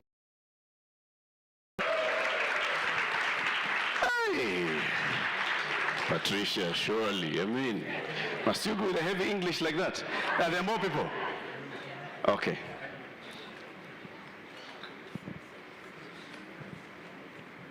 Thank you. My name is David Mushungu. I would say that a society may largely be made of many people with high integrity, or on the other side, made by many people who lack integrity. Mother has integrity. You want to say that? Finally. Hi everyone. After meeting Mother a couple of times, I realized behind that strength, she has a sweet spirit. Like she just walks out of her office to meet you on the corridor. She has a very sweet spirit. My name is Afara Omar, and I'd like to say Martha is a scapegoat to the political class, because as much as she has integrity and all these things, utaambiwa she owns Riviera Mall, she owns something, while in reality she's as poor as most of us. Very well said. Now I've opened that gate. I have to close this gate very fast before things get out of hand. Tumemaliza hiyo chapter. Naliaka, please come for the next panel. As we hear from people, you know what we are seeing, what we are even seeing in the room is various generations, right? So Martha is transgenerational. People who are 50 and above, please raise your hand. People who are 50 and above in the room? Okay. Let's clap for those who are 50 and above and they're in the room. Okay. If you're 50 and below, please raise your hand. 50 and below, raise your hand. Keep your hand up if you're 45 and below. Keep your hand up if you're 40 and below. Keep your hand up if you're 35 and below. Keep your hand up if you're 30 and below. Keep your hand up if you're 25 and below. Ai, kuna watu hapa sasa ambao. Keep your hand up if you're 20 and below. See, we still have people. Keep your hand up if you're 15 and below. Right. Keep your hand up if you're 10 and below. 10 and below. Are you seeing what we mean? Martha transcends all generations, right? And that's the thing about the inspiration. So Neliaka, your next conversation is going to look at Martha post those rebel days. You know, we've seen the prefects. Madam Headgirl, was Martha a prefect? There you go. So Martha was the bad influence who could not be made a prefect, but the headmistress knew that you make her friends the prefect, so they try and tame her. Strategic. Go ahead. Yes, thank you, Eric. So we're going to move on to the second panel, and I would like to call Dorothy Angote and Dr. Nancy Baraza to the stage.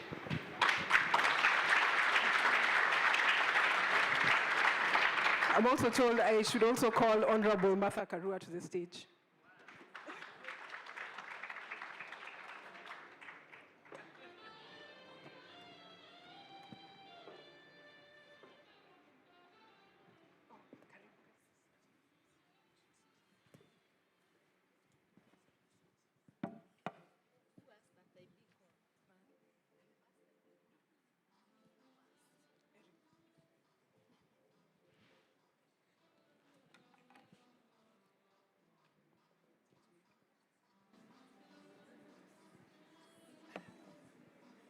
So on this part of the journey, we're looking at post-university life, career, politics, and activism.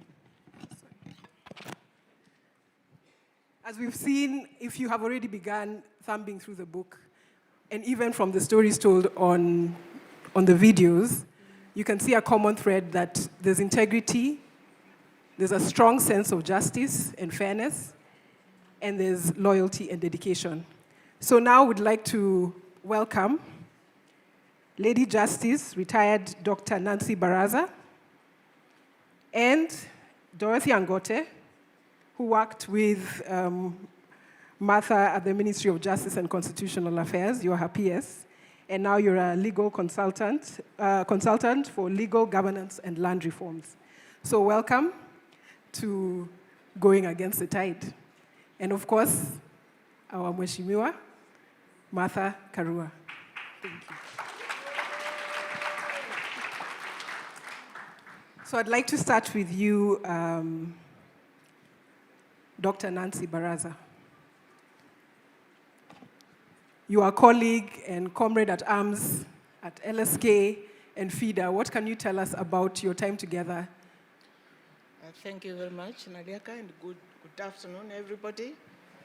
I have known Martha since the 17th day of September 1977. And this was a group of young, ambitious girls who had just conquered and been admitted to the Faculty of Law, University of Nairobi. So that's how we met. And so we spent our studies at Gandhi Wing and of course lived at the box. And so my life and Martha's life started then. I admired her in class. We had come from various parts of the country. I think she was lucky. One boy has talked about people who had tasted Nairobi life. Some of us had not tasted Nairobi life. We were emerging straight from Mount Elgon, trying to navigate, trying to cross University Way. You know, that was hard. The motorists then were kind. They were not the motorists of today. So we would be running across, and, but of course not Martha running. I learned a lot from her. And Martha was what I would call a savior in our class. So we go to this school, and I can see one of our great teachers, Mwalimu Willy Mutunga. I don't know if we have Professor Kivuta Kibwana and our other teachers, but Prof. Justice Mutunga was one of our teachers. And of course, the class of law, it scared us stiff because there we were, and the teachers were introducing us to these subjects in Latin. It was Latin. And I remember, I think in land law, there was this thing, quick, quid, planter, solo, sedate. So a teacher comes in and starts with that. And another one comes in for a class of jurisprudence, is in new star, lex, est, lex. And we are all so scared. Got so scared. But Martha was the only one who could like whisper, so what did that mean? And sometimes the teacher would see and see like we needed an explanation, but none of us had the guts. In fact, most of us wanted to run away from the class.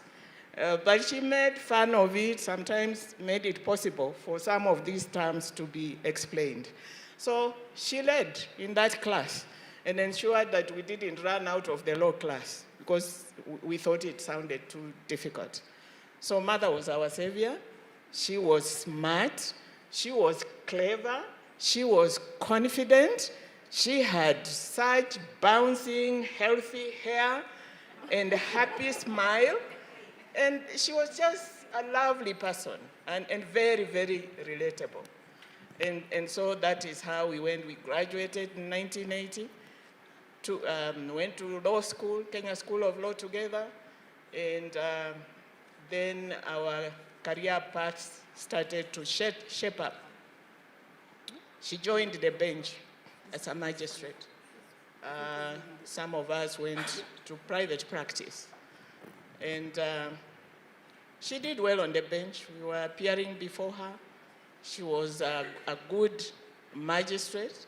And then at that time, members of the bench were very stiff people. They were stiff, almost scary.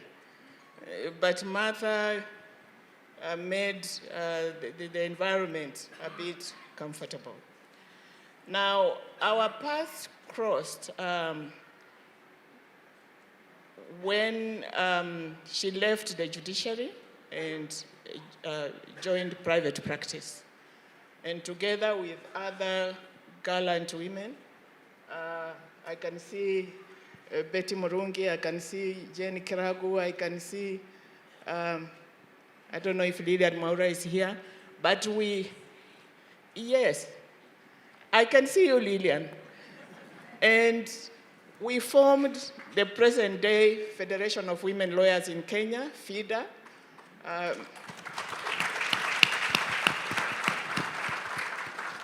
And guided, actually, by Lillian, by Martha, by their sense of justice.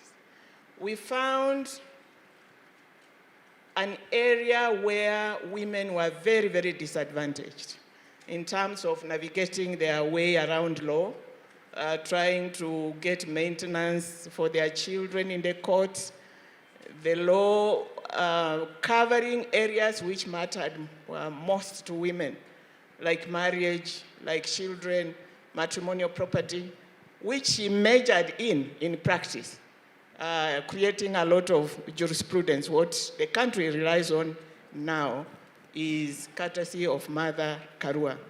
So her sense of justice was very strong then, as a young girl, but there she was. And we formed this organization within a very hostile environment when everybody was wondering, what are these women talking about? I mean, what is their problem? I remember the late President Moi was alarmed. What are these girls talking about? And sending people to come and ask, do they have food, or what is their problem? You know, little did he know that we had a big agenda to transform this country for women and for Kenyans eventually, which we did. And a lot of that effort goes to Honorable Mother Karua, her courage and her strong sense of justice. Then, of course, I met, our paths crossed. She joined LSK in the leadership. Again, I think she was with our mwalimu, LSK, very hazardous times. Some of us faltered along the way, but they were there, very, very strong. Mother, a very, very strong person. That is the time when LSK fought very, very hard for democratic changes in this country. It wasn't easy, but there she was, standing out as a woman with Mwalimu and others. And they did what we all know today, the democratic space that this country enjoys is courtesy of people like Honorable Mother Karua. And then, of course, constitution making, which started with that movement within LSK and joined the greater struggle for multipartyism. She was in it, and of course that morphed into the greater struggle for constitutional reforms. And so the constitution that we enjoy today, Mother has contributed in a very, very, very big way.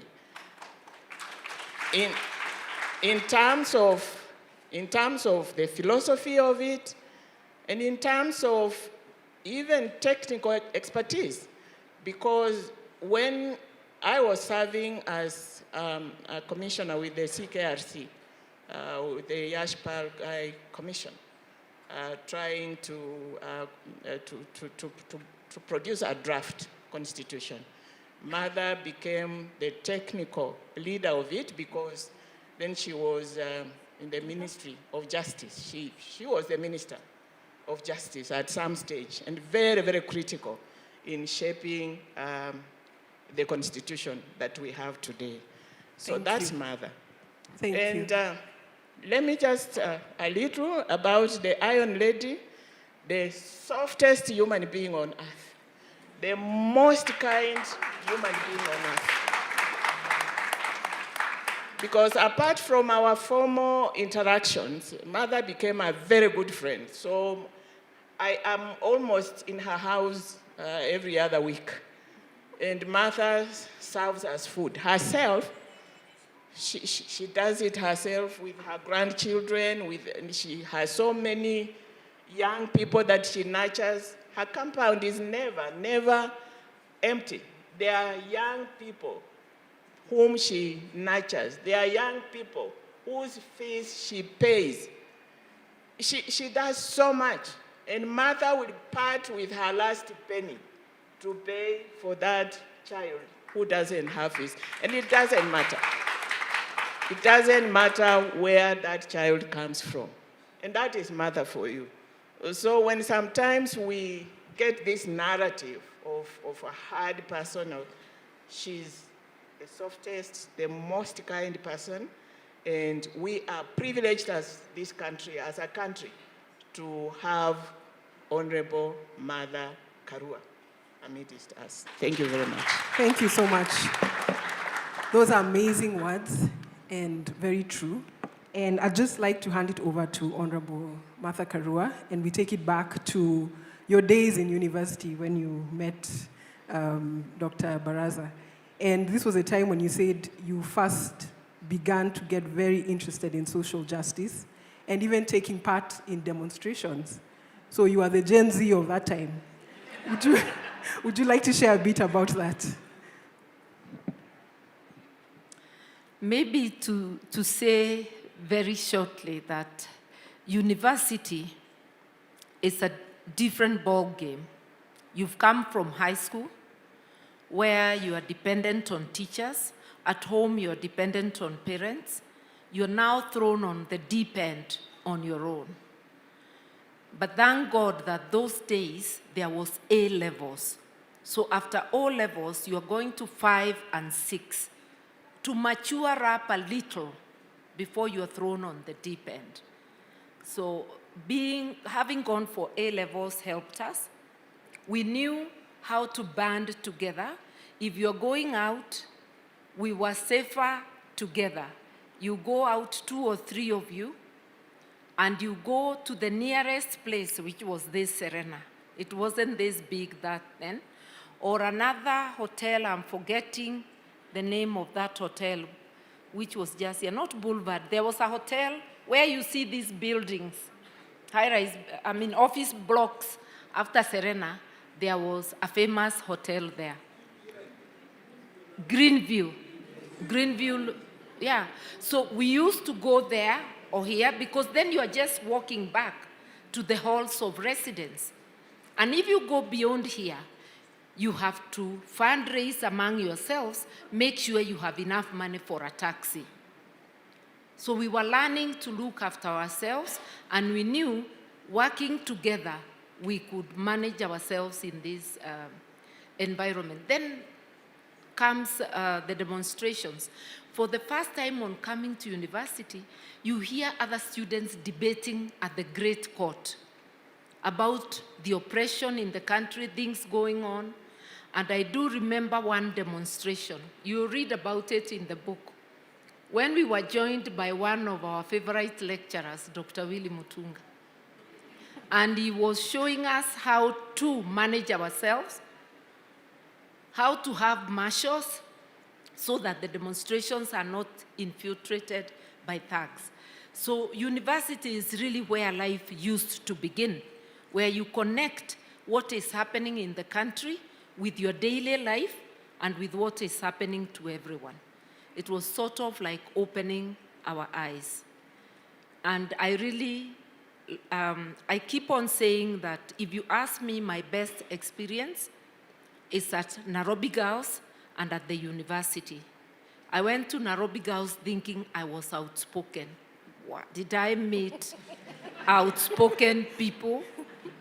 You know, you think you know something or you are the one who has the courage to ask questions. You meet tougher people. The same thing at the university. And my total experience or who I am today is a mosaic of all that interaction. And therefore, to all those of you who are present, and I can see one of my teachers, Mrs. Mwaura, I can see you. I don't know whether Mrs. Michira is here also. Yeah? Oh, Mrs. Michira, you are here. That's so really. You can imagine, those were my high school teachers, and now Mr. Gomez, high school, I mean A levels. Secondary school, Mr. Gomez is here. It's so heartwarming to see them and to see all of you because really one's total being is a mosaic of all your interactions and experiences. Thank you, thank you. And from there, you went on to do a lot more. You became a magistrate, you opened your private practice, and you ended up working in government. So I'd like to invite Dorothy Angote Muya to share working with Honorable Martha Karua in the Ministry of Justice and Constitution. How was that experience? Good afternoon, ladies and gentlemen. I will begin with saying this. Martha is a fantastic and amazing person. But let me begin from the beginning. I was a very reluctant public servant. I never wanted to work with government. During my time, if I can call it my time, we had a very low opinion of government, simply because, you know what was happening. And so we thought, if you went to work with government, one, you must have been a failure, you must have been corrupt, and you must have been someone wanting to make some money very quick. And we thought that since we had a good education, we had gone, a group of us, we had gone to Alliance and qualified from the University of Nairobi. We didn't need to go to government. So one day, I'm appointed into government. And as you may well know, those days no one asked you. You are headhunted without being told. And I found myself in government. And many here, and many may not know, but some of the ones who are here know that that was my saddest, one of my saddest days. To be appointed into government, who works in government? So I went into government, and the reason my attitude changed, one of the reasons was Martha, working with Martha. But even before that, I will just tell you how some of these things are very difficult and what perceptions can do. And I know everybody talks about Martha being the Iron Lady. Anyway, so the minister in my ministry is removed. And after some time, Martha is appointed to my ministry. And I can tell you the whole government and the whole country was afire. I received so many telephone calls, hundreds, 90% from men, telling me that I better start packing my bags. Why? The Iron Lady is coming. So I said, I couldn't understand it. Personally, I had no problem. I knew Martha was a very hard worker, and I am a very hard worker. And I know that anyone who loves performers would have no problem with me. So in spite of my trying to fend off these telephone calls with reasoning, they continued coming. And when I say everybody, as high as possible. They tried to give me advice here and then. I was not worried any bit. But something interesting happened. I telephoned Martha's office. I think you were at the Ministry of Water then. And what I wanted to do was to make arrangements to receive her at the Ministry of Justice. I was told that they would get back to me. And 2 days, I think, went by. And as I'm sitting in my living room at home, I actually saw Martha giving a press conference at the Ministry of Justice. So I received telephone calls telling me, where are you? We told you so, that it's going to be tough. But when we started working together, it wasn't what people had said. One of the reasons, I didn't mention this, why some of us were put off government, working in government, we thought that surely would you find people to reason with and engage on issues? Because you remember the stories we used to get about government at that time. It was all about looting or corruption and that kind of thing. But as soon as we started working with Martha in the Ministry of Justice, I have never loved my work as when I did during this time. There was intellectual engagement on a level that is unimaginable. And I can tell you, it wasn't that Martha said this and I did this. We would argue, we would battle over issues until we come to an agreeable position as to how we should proceed. And if you may recall, at that time, the main issues that Kenya had were governance issues as well as the Constitution. And it was a beautiful time. I woke up every day and said, oh my goodness, I would have missed this. It was very good. Now, the people who were out and in government used to call me after week 1, week 2, and say, how is it going? And I'd say, no, it's very good. Are you sure? And I recall getting some appointments very fast up there, because when I called, they thought I'm going to complain or something. But they would be surprised after I tell them about what I had come to discuss. They would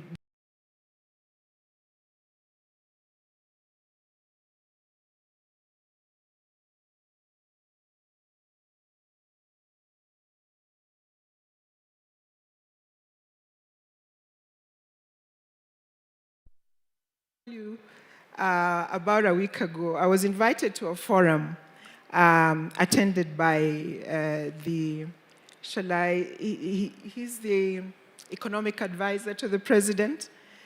And he talked about the IMF and the conditionalities. And I wanted to pick up the phone and call you and say, do we still have conditionalities from the IMF?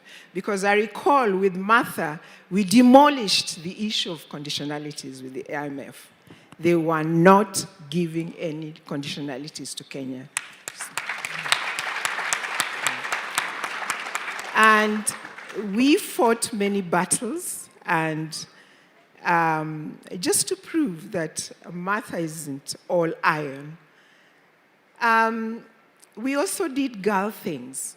Like after successfully carrying out our missions, we would go shopping. And I recall sometimes when we were very successful, we would overshop as girls are given to do. And I don't know if you remember, one time I think we went over our credit cards. So you were in one corner calling your relationship manager, and I was in the other corner.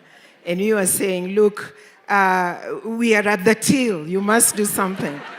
And I don't know if it was Bond Street, and you don't want to be embarrassed on Bond Street. And so I think we had very good bankers then. They did what needed to be done, and we went back to the till as if we were just taking some air out there and made our payments. So Martha isn't all iron. She does do girl things. I have danced with Martha. She's a very good dancer. I had the family talk about that. Another thing, we have laughed with Martha. We have really laughed. And every time, I can truly state this, every time I think of Martha, I smile. I just smile. And I didn't mention, as I was getting calls warning me about Martha, I didn't mention that I was also considered a problem. You see, it was being said, can those two work together? And so what many people are waiting for is, when will the flag begin to fly? And it never did, because of who she is. So I'd like you to share, Honorable Karua, about your time with her at the Ministry of Justice. And also, there's also a common thread again of being very collaborative with women you work with and across the board, also with like the men you work with. You've always had a way of collaborating and helping each other. So would you like to share about that? Very, very shortly to say this, that Dorothy is a very strong-willed person. I am. So even without wishing us anything bad, people didn't think that two strong-willed persons could work together. And I was asking myself, if I've worked with so many men, some of them not exactly what you would desire to work with, how would I be unable to work with one intelligent woman? You see? I am able to work even with people who are not my friends. You concentrate on what is at hand. But working with Dorothy is exactly as she has described. It was a pleasure.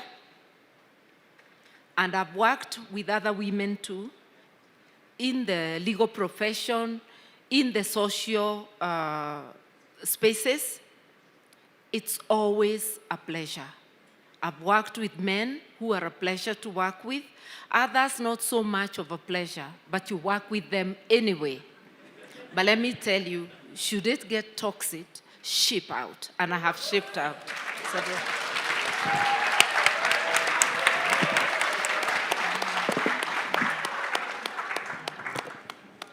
So thank you so much for joining us on this panel. As we've seen, she has always gone against the tide. She has led, she has inspired, and I hope that you will buy this book and read it because it's so amazing. There are so many things we didn't know, there are so many things you learn, and it's also a good way to celebrate, keep a record, because you've been there. She's, been through Saba Saba, she was active there. She was active during the change of the Constitution. She was active during the democratic movement, and she's still here, and she's still inspiring us every single day. So we are so thankful for you, and thank you for joining us on the panel and giving us a different side of math. Not even a different side, it's actually just the truth of who she is. So we're very thankful. Thank you.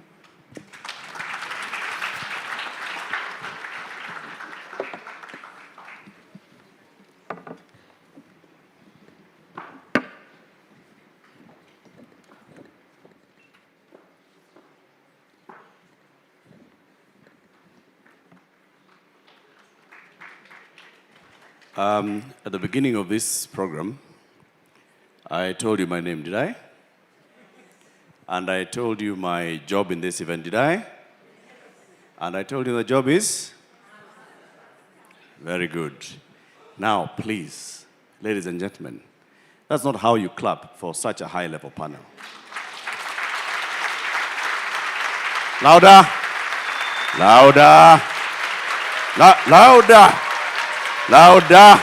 Very good. Close it. Thank you. Thank you very much. So we are getting closer and closer to that moment when we hear from Martha herself, and we shall hear a keynote address. And before we do that, we are going to watch a video. And before we do that, let me tell you. So the book is available. You'll be given the book. It's free. All you do is just give a little bit of money to support, everything that has gone into the book. Sawa? Okay?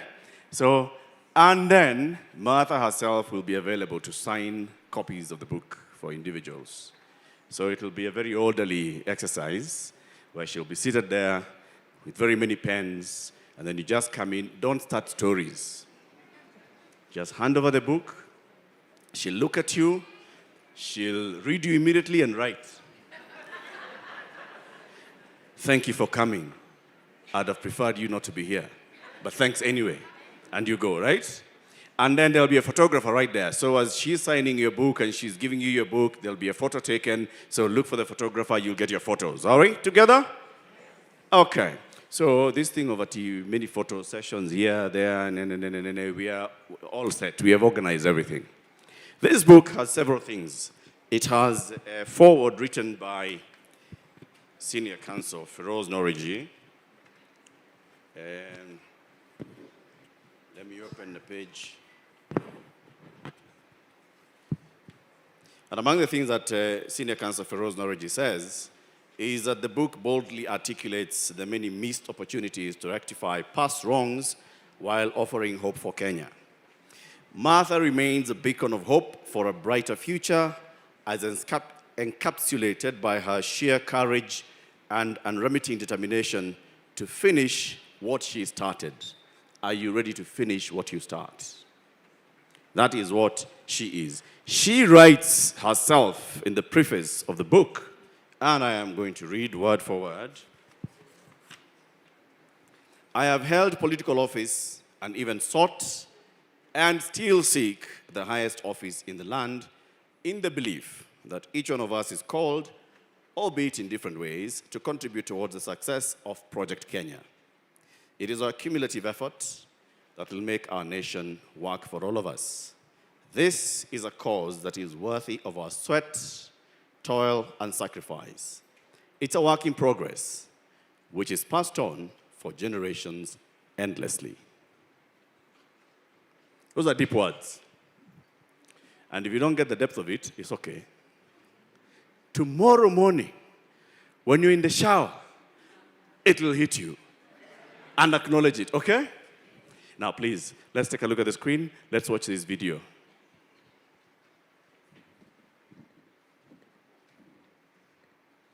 I'm Martha Karua. I'm from Kathande, within the larger Kimunye village of Gishugu in Kirinyaga County. I'm also known as Kathande 2 on account of my being a second born in our family. Martha is just is a Kenyan from a family. I'm just like your neighbor next door, or just like you perhaps. I grew up in the rural area, and those of my time who grew up in the rural areas, and to some extent even today, know that children in the rural areas will join in all the chores, including going to the farm, accompanying adults to the farm, looking after siblings if you have younger siblings than yourself, playing because children are children and will play, but making your own toys, making bean bags, making dolls from the dried greeneries around. And I'm also a person who is devoted to seeing that this country has good governance, prospers, and that us as citizens get the best services from the leadership in the country. I'm launching my memoir.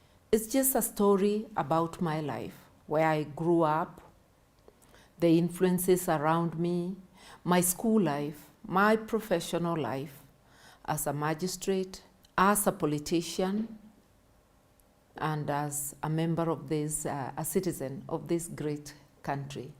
And I think what inspires anyone to write a book is the need to give back by sharing your experiences, in the hope that you will affirm others, perhaps encourage others, perhaps help others to avoid the mistakes that you may have made. Just share your life so that people may learn from it, and also to present the authentic self to the public. As public figures, what you get to learn about us is only what the media will portray, and maybe it will be the hard stuff, the hard tackles at work. They'll not show you as a person living your life, a social person within family, within happy surroundings. Perhaps you'll be shown just when there are hard tackles and you're fighting or arguing about this and that. So a memoir helps to present the whole, all the faces. Against the Tide is the title. All I'm saying is that my life is about much about going against the grain, because more often than not, I have found what I do or my beliefs sometimes being questioned, not necessarily because they're not sound, but with words like, it is not done this way. This is not expected of you. Life is about taking risks. And therefore, whatever dangers come with politics, I view them as part of life, part of the risks that one must face. And I overcome it by knowing or by reminding myself, you do not have to be even out of your house to meet your maker. You can have an accident right inside your house. You could also just die of natural causes. A lot of people just pass sudden death. So whether you remain in your house, whether you remain silent or active, you will exit this world. For me, I better exit when I'm working, not when I'm hiding. Because when I say hiding, not literally. And when I say hiding, I'm silent, not literally about things going wrong. But when I'm silent about things going wrong, because I fear I may annoy the powers that be. Let them get annoyed. I don't know how not to express myself or what I feel. Now I want to call somebody special up on stage to come and introduce us to Martha Karua. And please, ladies and gentlemen, when she says, welcome Martha, we'll all stand up so we can welcome her and escort her up on stage. So, but for now, you'll put your hands together, put your hands together, put your hands together, put your hands together. Now you can start clapping. Clap, please, for Ariana Gelani as she comes up on stage to introduce Martha Karua. Keep clapping until she gets up there and she signals to you to stop clapping. Hi everyone. Hi. I'm 14 years old. I'm still in school, and hopefully by listening to all of this, I know how to behave in school. Yeah. I have a little poem for Martha. This is dedicated to her. I watch her standing, tall and proud, her voice like thunder, clear and loud. She doesn't bend, she doesn't break, and with every storm, she finds a way. Her hands have built, her heart has fought, with dreams so big, she was not taught. Her headstrong ways had made room for us to speak with power and to find just. To stand, to speak, to break the mold, to chase our future strong and bold. For in those stories she has lived, she shares her strength and truly gives. Because of her, we find purpose and walk hand in hand with women who understand that power isn't just fame, it's the quiet acts that flame. In every woman, every girl, there's a fire that can light the world. And through her eyes, we have seen the fight, the valor, the grace, and the might.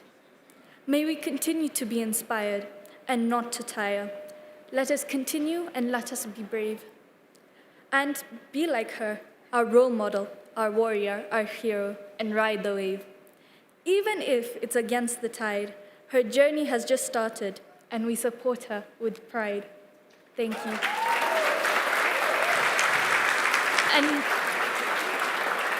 And now it is my honor, esteemed guest, to welcome Her Excellency Martha Karua on stage. Let's all be upstanding. Thank you very much as we welcome Martha. Makofi ya kilo 1, 2, 3, 20. Palja. 1992. Martha ameingia kwa siasa 2027. Yeye ni rais. Funga. Fungua. Asante. Asante sana MC na kila mtu. Hiyo imenikumbusha enzi ya Nyayo. Hiyo makofi ya kufunga na kufungua. That's a nice throwback. And it is such a pleasure to see you all. The book launch would not be without you. I can't talk to myself about the book. Even if a few friends came to make the panel, we can't talk to ourselves. Thank you, each one of you. I know there will be a vote of thanks, but I feel compelled to also acknowledge that you've made it to make this day happen. I am beyond words for my teachers of yesteryears who have made it today for this launch. Mrs. Michira, I really loved her history lessons, and Mrs. Mwaura too. Mr. Gomez has already said, so when I say I love dancing, when I'm asked what are my hobbies, you have heard now from my teacher that this habit started a long time ago. I think since there is that video where I'm already talking, and I've talked at the panel, I'm wondering what else is there to say, but to recognize each one of you. Waheshimiwa, my friends, I can see you, Gathoni wa Mushomba. We are proud of the work you do. I can see my friend Millie, otherwise known as Geza Geza.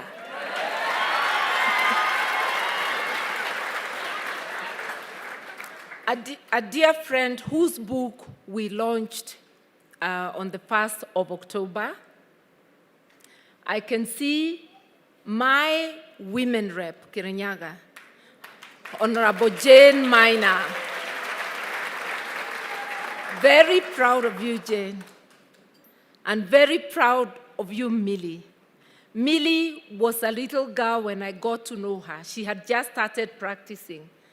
And here she is now, a very strong woman and a role model to many in her right. The work that you do, mentoring is not just sitting across somebody and showing them what to do. It's also what you do and other people watching you do it. I'm so happy to see my age mate and year mate in college, Dr. Mukisa Kitui, and Lynn Kitui. We not only went to college together, we went to parliament together and to government together. And we are still going strong in politics. My dear friend Zipi Kitonyi, Mheshimiwa, nakuona.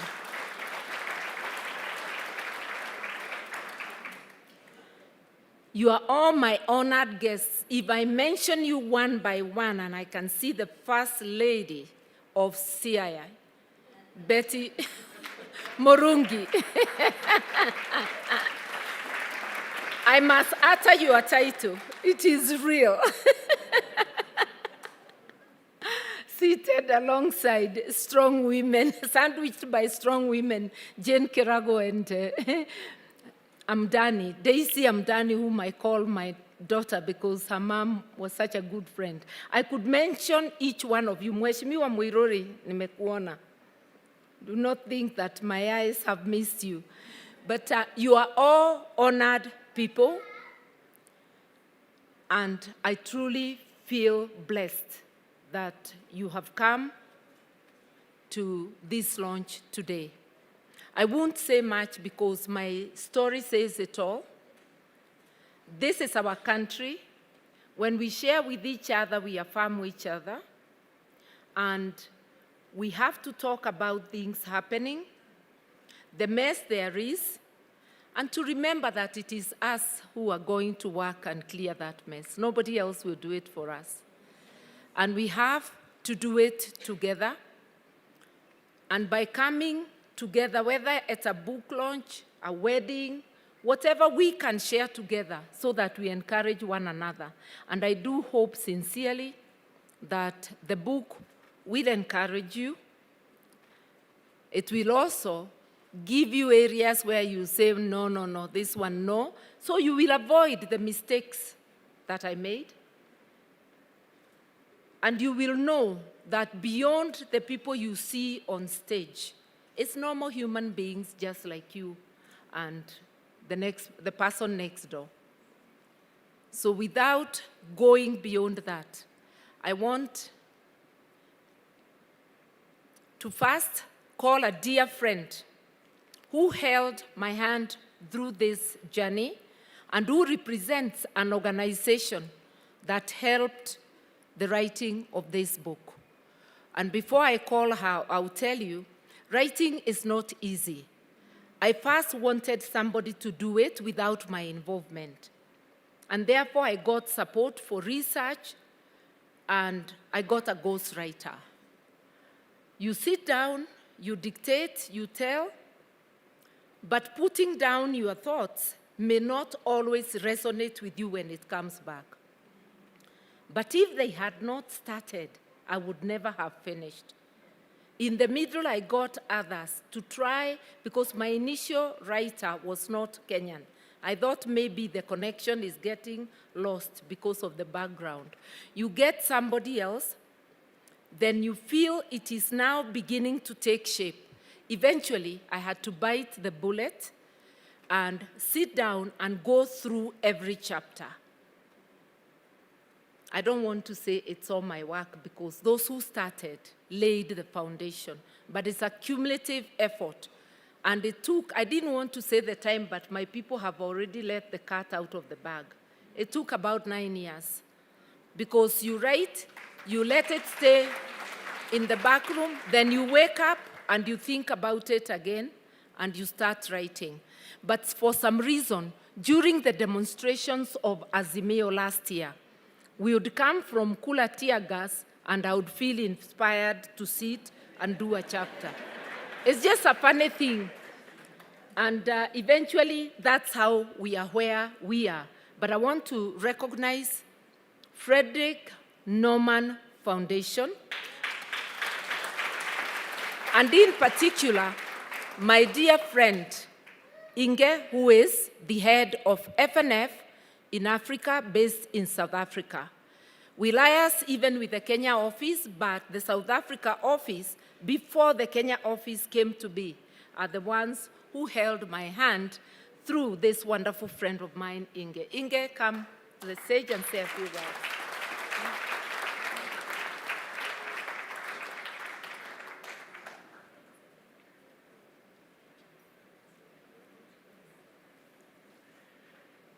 Martha, thank you very much. I'm truly honored to be standing here and to be able to attend this book launch. Martha is not only a very important leader for Project Kenya. So when you take her out of your country, and that's when I met her in Germany 5 years ago, she came in a setting which is, I think, very normal for her. So she was the only woman in that delegation at the Foreign Office in Berlin, in Germany. And Martha stands out. You see the leader in her. But Martha, and I really liked what was said over there, she's a gate opener. And this is what she really is for me. But not only here in Kenya, but all over Africa. I have the privilege and joy to see Martha in other places from time to time, and to request her to share her experience and her strength and her power with not only young women, but specifically young women on the continent, and she's always ready to do that. And Martha is a big mentor for all of us and for everybody here in Africa. So the book comes at exactly the right time, and Martha, I wish you all the success with it and with all your further projects, and I'm very curious to reading this final version. Thank you very much.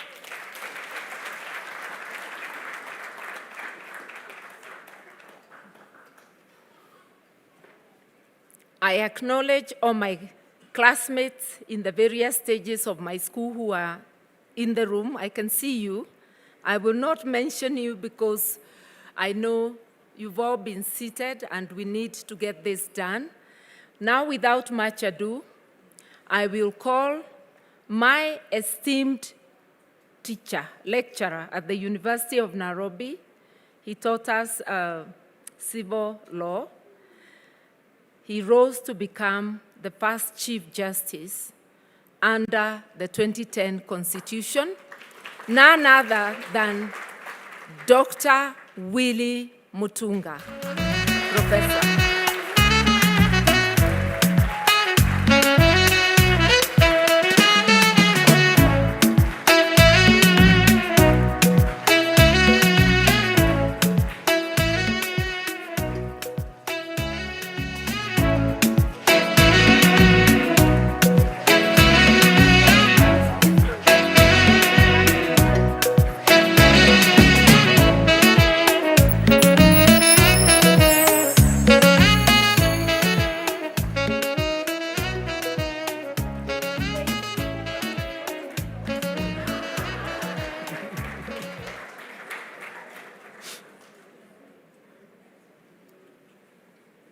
Good evening. Can I ask those who taught Mother Karua to come here, and I'll just take 10 minutes to there was Mishira, yeah, and then there was another one here, yeah.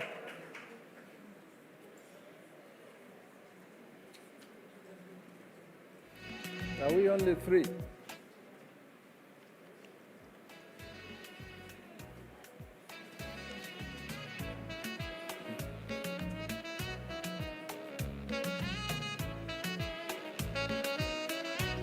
Mr. Gomez, you can also come. They can bring the chair, please.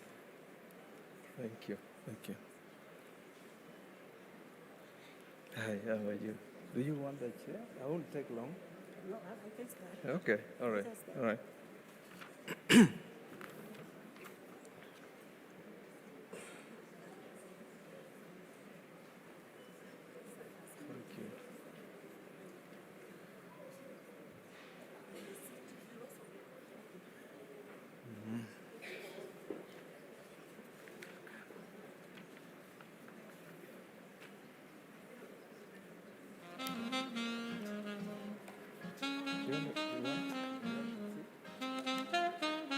Oh, they're bringing this.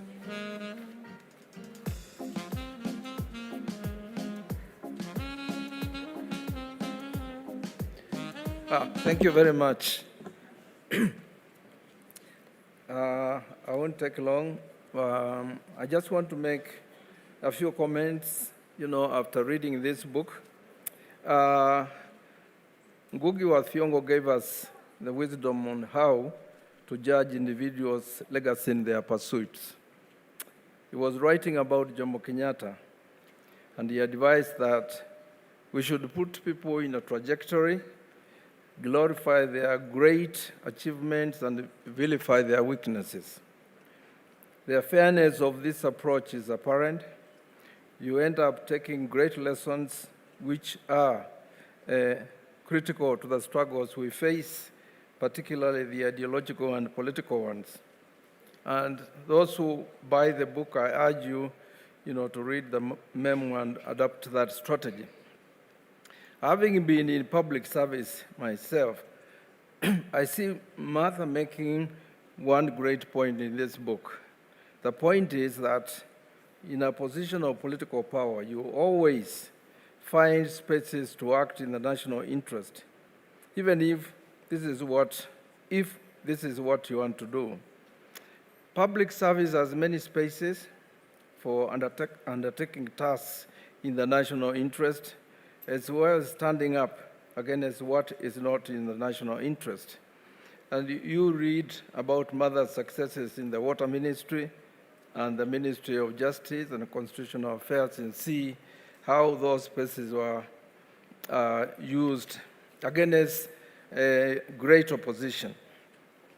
At the international scene also, you see examples of the way Martha handled diplomats, and you really like that because our diplomats pontificate about democracy and the rule of law, yet not all of them, but the ones from maybe the empire, yet they do not respect our country's leadership, institutions, and our Constitution. So once the Secretary of State of the US, Baker III, took Philip Leakey aside in a meeting in Washington and asked Leakey what the new world order meant. Without even waiting for Leakey to respond, Baker told him that the new world order meant that the US always gave the orders. Now, Mother's responses to such arrogance is shared in a memoir with a glee. Find out from a book, I don't want to tell you the stories, how she deals with Jedi Fraser, Condoleezza Rice, the famous or infamous Edward Clay, Michael Ronenberger, and also an encounter with the French ambassador who paid a courteous call to inquire about the chances of French companies running water services in Nairobi. And it has this hilarious but patriotic response. She told the ambassador, "If I'm not running water services in Paris, then no Frenchman would do it in Nairobi."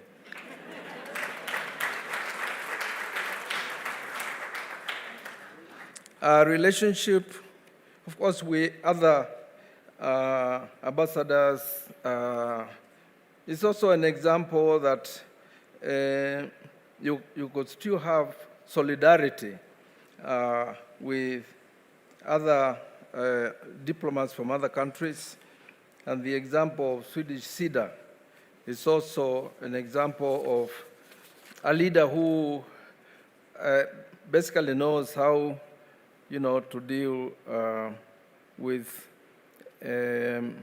ambassadors and diplomats who can be difficult. Now, it is said that the apple does not fall far from its tree, and Mother's quest and struggles for gender equity and equality, progressive feminism can be traced, in my view, to a paternal grandmother, a woman called Mwa Njogu. You can read about her on page 19. And those of us who know Mother will recall many stories about her that reflect Mwa Njogu's DNA. And you have been told many of those stories today. And her parents also have been role models, and she dedicates the book to them. After reading the book, I thought Karua, the father, Nyarubiu, was maybe what you might call a reluctant feminist masculine. The people who are men, we can be very patriarchal, we can be very male chauvinist, but we're ready to change. And I saw this man listening to his daughter without the usual traditional male chauvinism and patriarchy, which was also important. The memoir has a rich history of our constitution-making processes and its promulgation. Memoirs by politicians tend to hide or leave out a lot of detail that are in the grapevine. Mother does not do that in the political arena. I think she lets us have the glimpse of our leaders. And let me share, the last reflection. And this is around this issue of, which is in part 1 of the memoir. The title is The Making of a Kenyan Iron Lady. And I've engaged many friends and comrades over time about them comparing Martha to Margaret Thatcher, because I think Margaret Thatcher is the one who was given that particular title. And I'm very happy that this comparison has been, contradicted, because I think I don't want to say a lot about Margaret Thatcher, but the comparison, and I think it's wrong. I don't know who started it. Mostly mothers, male colleagues in the government, when they were scared of her. We've been told she's not that iron. So the last thing I want to say, Martha, is this: one of my professors, Isa Shivji, always shares with me the wisdom that patriots do not retire when the struggle continues. I believe Mother has heeded this advice as well. She pledges to us and the nation our continued quest for change. And I thank you very much.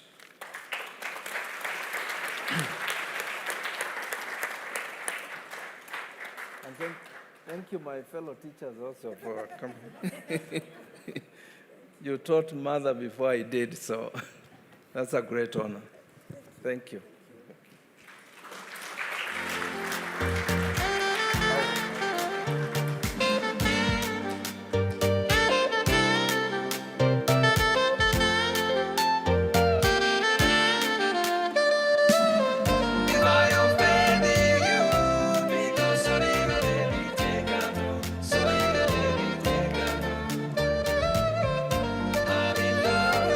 So, ladies and gentlemen, let's give another warm round of applause, please, to CJ Emeritus Professor Willie Mutunga.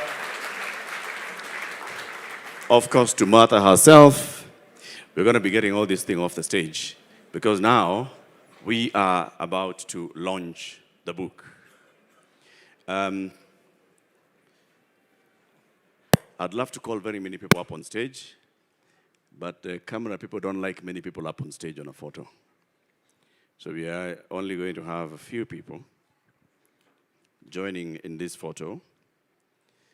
Of course, we'll have Martha herself coming up on stage. She'll be joined by CJ Emeritus Professor Mutunga. They will be joined by Mwalimu, Mr. Gomez,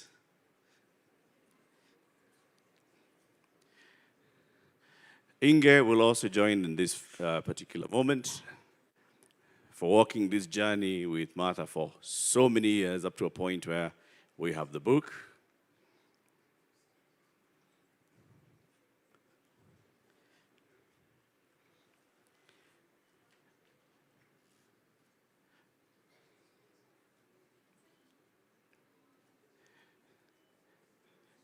Don't worry, there's enough space. And then we'll welcome Dorothy Angote to join in that photo. So this is how we're going to do it. We are going to have a countdown, which we'll count together. Then we will unveil the book. And then we will celebrate the fact that the book is now launched. And then we are going to just have a couple of photos here. We shall then get a vote of thanks and move on to getting a book signed, a few copies of the book signed. Sawa? All right. AV people, are you ready? Are we queued? Let's all look on the screens, and when a number comes on stage, you count with that number. Don't do 1 when it's 8.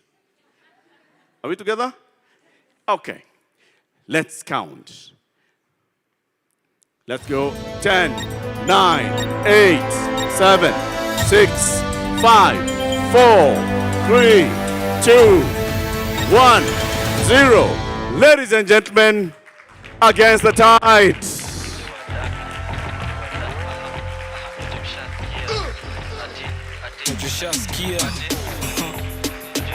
Anguka nayo.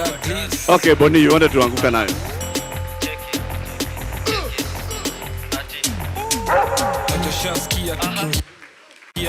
last. Ukwanga bado unachuklwa madam so. Well done, well done. Anguka nao kako single for now. Copies of the book are coming. Mteja patikani. Hadi late night saa 6 ndo taniwai. Aya, Boni is coming to Anguka nayo, Boni. Sukate call niko chomba ya G. Mimi najua utakuwa irizo release. Acha nikushow kwanza form ya Didon. Nishashika mpoa na twende chini kwa chini akiwa hadi na mini. Sasa tunasikiza shit tuna feel free. Teka video na post pale NGC. Jina ni Kantel Kurapsi ni talent G. Anguka nao. Anguka nao. Check it. Anguka nao, twende down low now. Stand up to your feet, mikono juu alafu click. Tuliza pesa alafu one leg. Anguka nao, one leg. Anguka nao. Anguka nao. Well done, well done, well done. Copies of the book.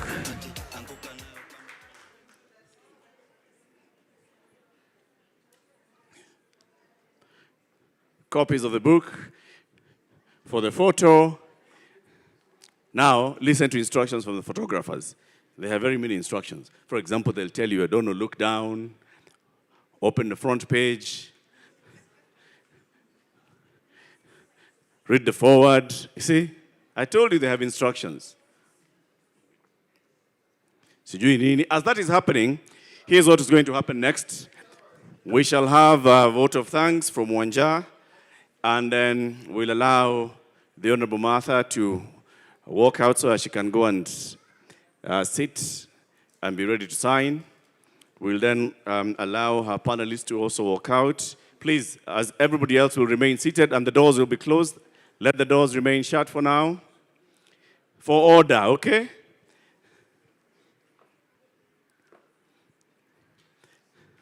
As you've heard, Martha is one person who goes against the tide, but she likes order. Senor. Now, I'd like all of us to read, because these are other very, very profound words that are here. Our victories may not be for us, but for those who come after us. Our victories may not be for us, but for those who come after us. Thank you very much for joining us this evening. I'm not the one who's supposed to say thanks. It's Awanja who will come and give a vote of thanks. But the order again from here is we shall all remain seated. Martha, CJ Emeritus, Mwalimu, and the people at the front row, plus the panelists will walk out. And then everybody else shall walk out from. Let the doors remain closed. I don't know why these people open the door. You know, when you tell them close the door, they open the door. Okay, open the door.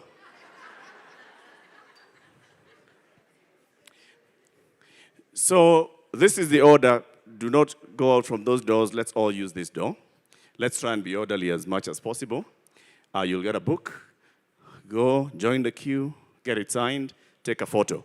She may not sign all the copies here today, but she'll be available in days to come to sign copies and get them to you. Sawa. Wanja, please, come. Makofi tafadhali.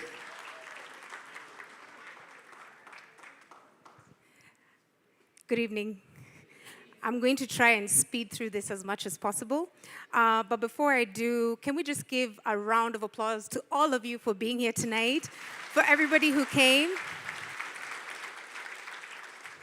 So first, obviously, thanks to God for giving us the provision and the resources to be here. We know there's a lot of people in our country who are hurting.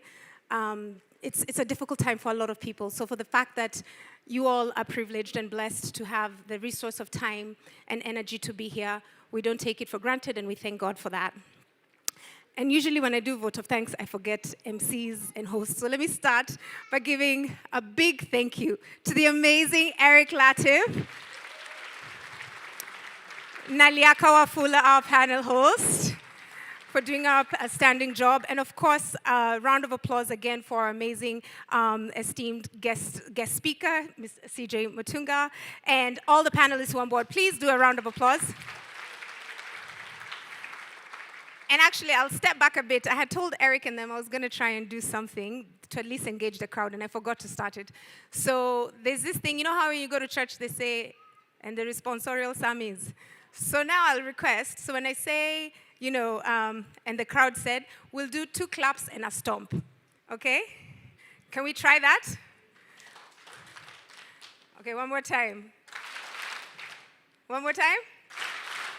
Excellent, so we're good. So I'll start with the exceptional service providers, Lois, Bernard, and the Serena team. Thank you so much, you guys were exceptional. Nikisema responsorial Sam. I'll say, and the crowd says, yeah. And I hope the team that I'm going to call out is in the room. If you're not in the room and you know I'm going to call you, please start coming in. Special recognition. And I hope I don't get emotional here. There's a quote by Margaret Mead that I love that says, never doubt what a small group of dedicated citizens can do. They can change the world. In fact, it's the only thing that ever has. I have had the absolute pleasure and honor of working with a remarkable team. Of people who give me hope about Kenya. Their sacrifice of time, resource, and talent is immeasurable. There are people who have been working on this project from London while juggling their families. There are people who have elderly parents who they take care of. There are people who have young families. There are people who are working multiple jobs. There are people who run their own businesses. There's actually somebody who's helped put this organization together who is competing in another country. And so I will call them by name, and I would like for you to stand, or at least wave, and then after this we'll do the clap, yeah? So Wagio, Dennis, and the event zone team, Steve and team of Define Africa, Steve, Define Africa people. Yeah, please wave so people can see you. Richard Njao of Cleaning Up the Airwaves. Richard. There he is. Felt Africa, and this is an exceptional group in terms of just the extent of which they organized not only this event, but things preceding and following these. Felt Africa, Diana, where's Diana? Diana there, Chaka, Esther, Kasam Wesley, Titus Nderito, who is all the way in London, Shiko Kereka, Arune Hik, Tony, Isaac of Sajili and the ushering team, Ephraim Wainaina, who did the amazing merchandise, which we're still waiting for people to buy, Alpha House, Christine, Andre, and Peter. People said? Great. And then a special recognition to Emmanuel Jumbo. Where's Emmanuel Jumbo? Do you see this amazing artwork? Guess who's the photographer? So please join me in giving him a resounding applause. Thank you, Emmanuel. And special recognition, obviously, to our partners and supporters. Mheshimiwa has already said, FNF, Inge, we've heard so much about you, and there's a lot. Judy Kaberia, also from FNF, thank you so much. OSIA and KHCR, those partners have made today possible. And then in terms of the book itself, there are people that that have to stand up. Dr. Barine, can you guys please, this book would not be here if it's not for this man and the publishing team from Barine Publishing. Thank you so much for your incredible support and walking through us in this journey. Mbogwa. Yes, the amazing author who brought this book to life. Thank you so much, Mbogwa. And David Muchunge, our editor. David, thank you so much, David. We really appreciate you and we're thankful for you. And finally, to our inspiring author, a dedicated woman of integrity. This book is a testament of your character, resilience, and commitment to truth. I know most of you hopefully will get to read and tell a lot of people about this book, but I'll tell you a quick story about something that made me realize what kind of boss I have. I remember early on when I first started working with Martha, and I was in between Kenya and abroad. And it was frustrating, there was a lot of bad things happening, and I said, so you just leave, you go to another country. And you know what she said to me? She said, if we leave, who are we leaving behind for our country? So Martha, thank you for being a constant inspiration and a soldier who I just thank God for and ask for continued grace. And finally, to our readers, supporting community. Oh, I've just seen one of our board members. I didn't thank our board, sorry. To our amazing board, thank you so much. And to our readers and all who read this book, we hope it will inspire all of you to stand firm on truth, to be dedicated to what is right, to recognize that each of us has a role in shaping a better future for our country. May it be a guide, a light, and a call to action. Thank you.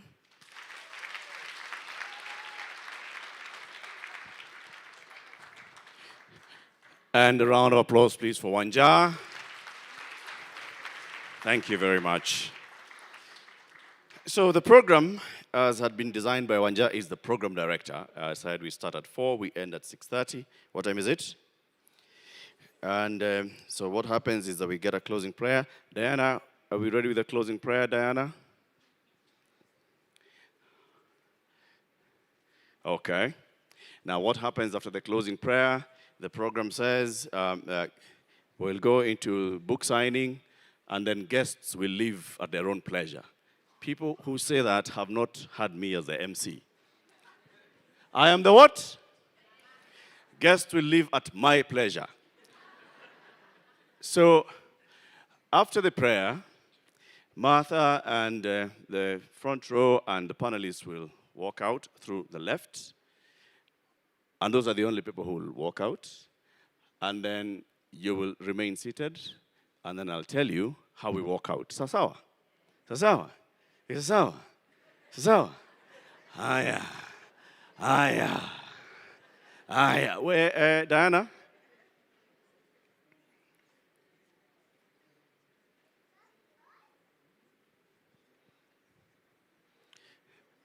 The closing prayer.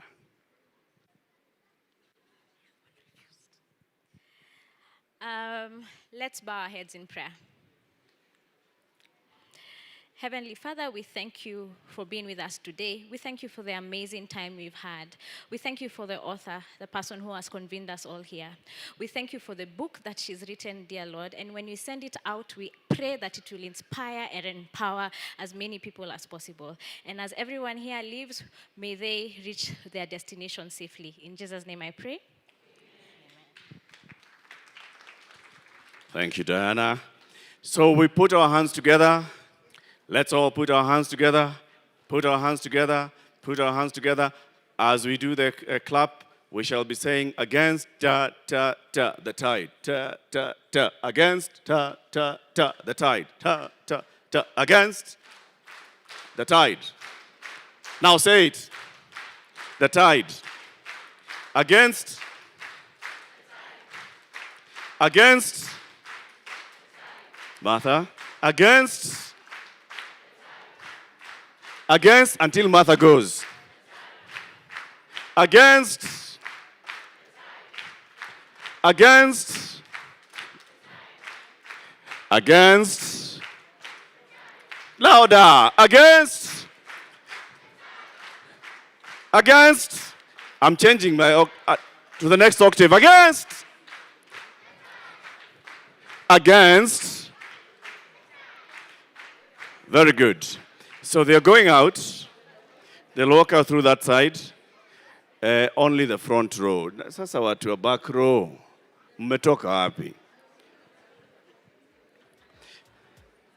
So the order of this is, as we've said, we are here to celebrate this book, celebrate the story. The good thing about seeing this generation of leaders telling us their story is that they are capturing it for future generations. Everybody, can I have the room? Watu wanyamaze. Ama niseme nyinyi wote mtoke.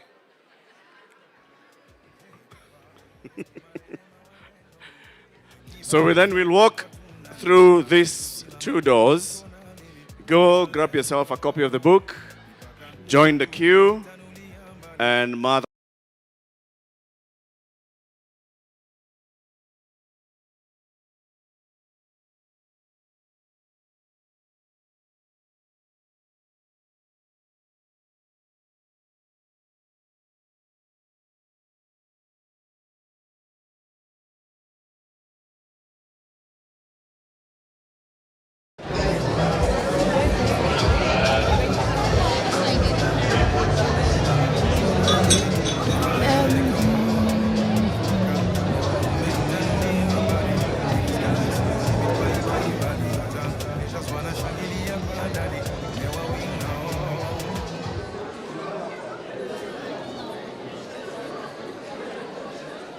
Kamnyama, kuja.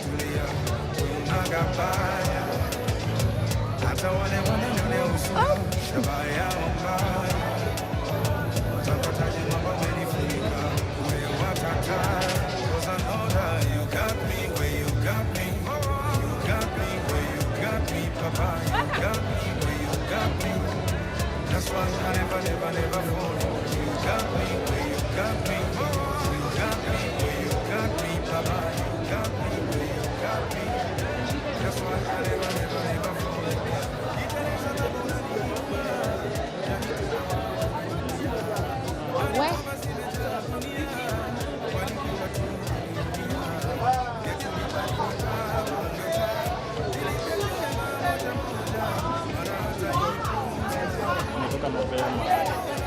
Hiyo ndio ilikuwa plan.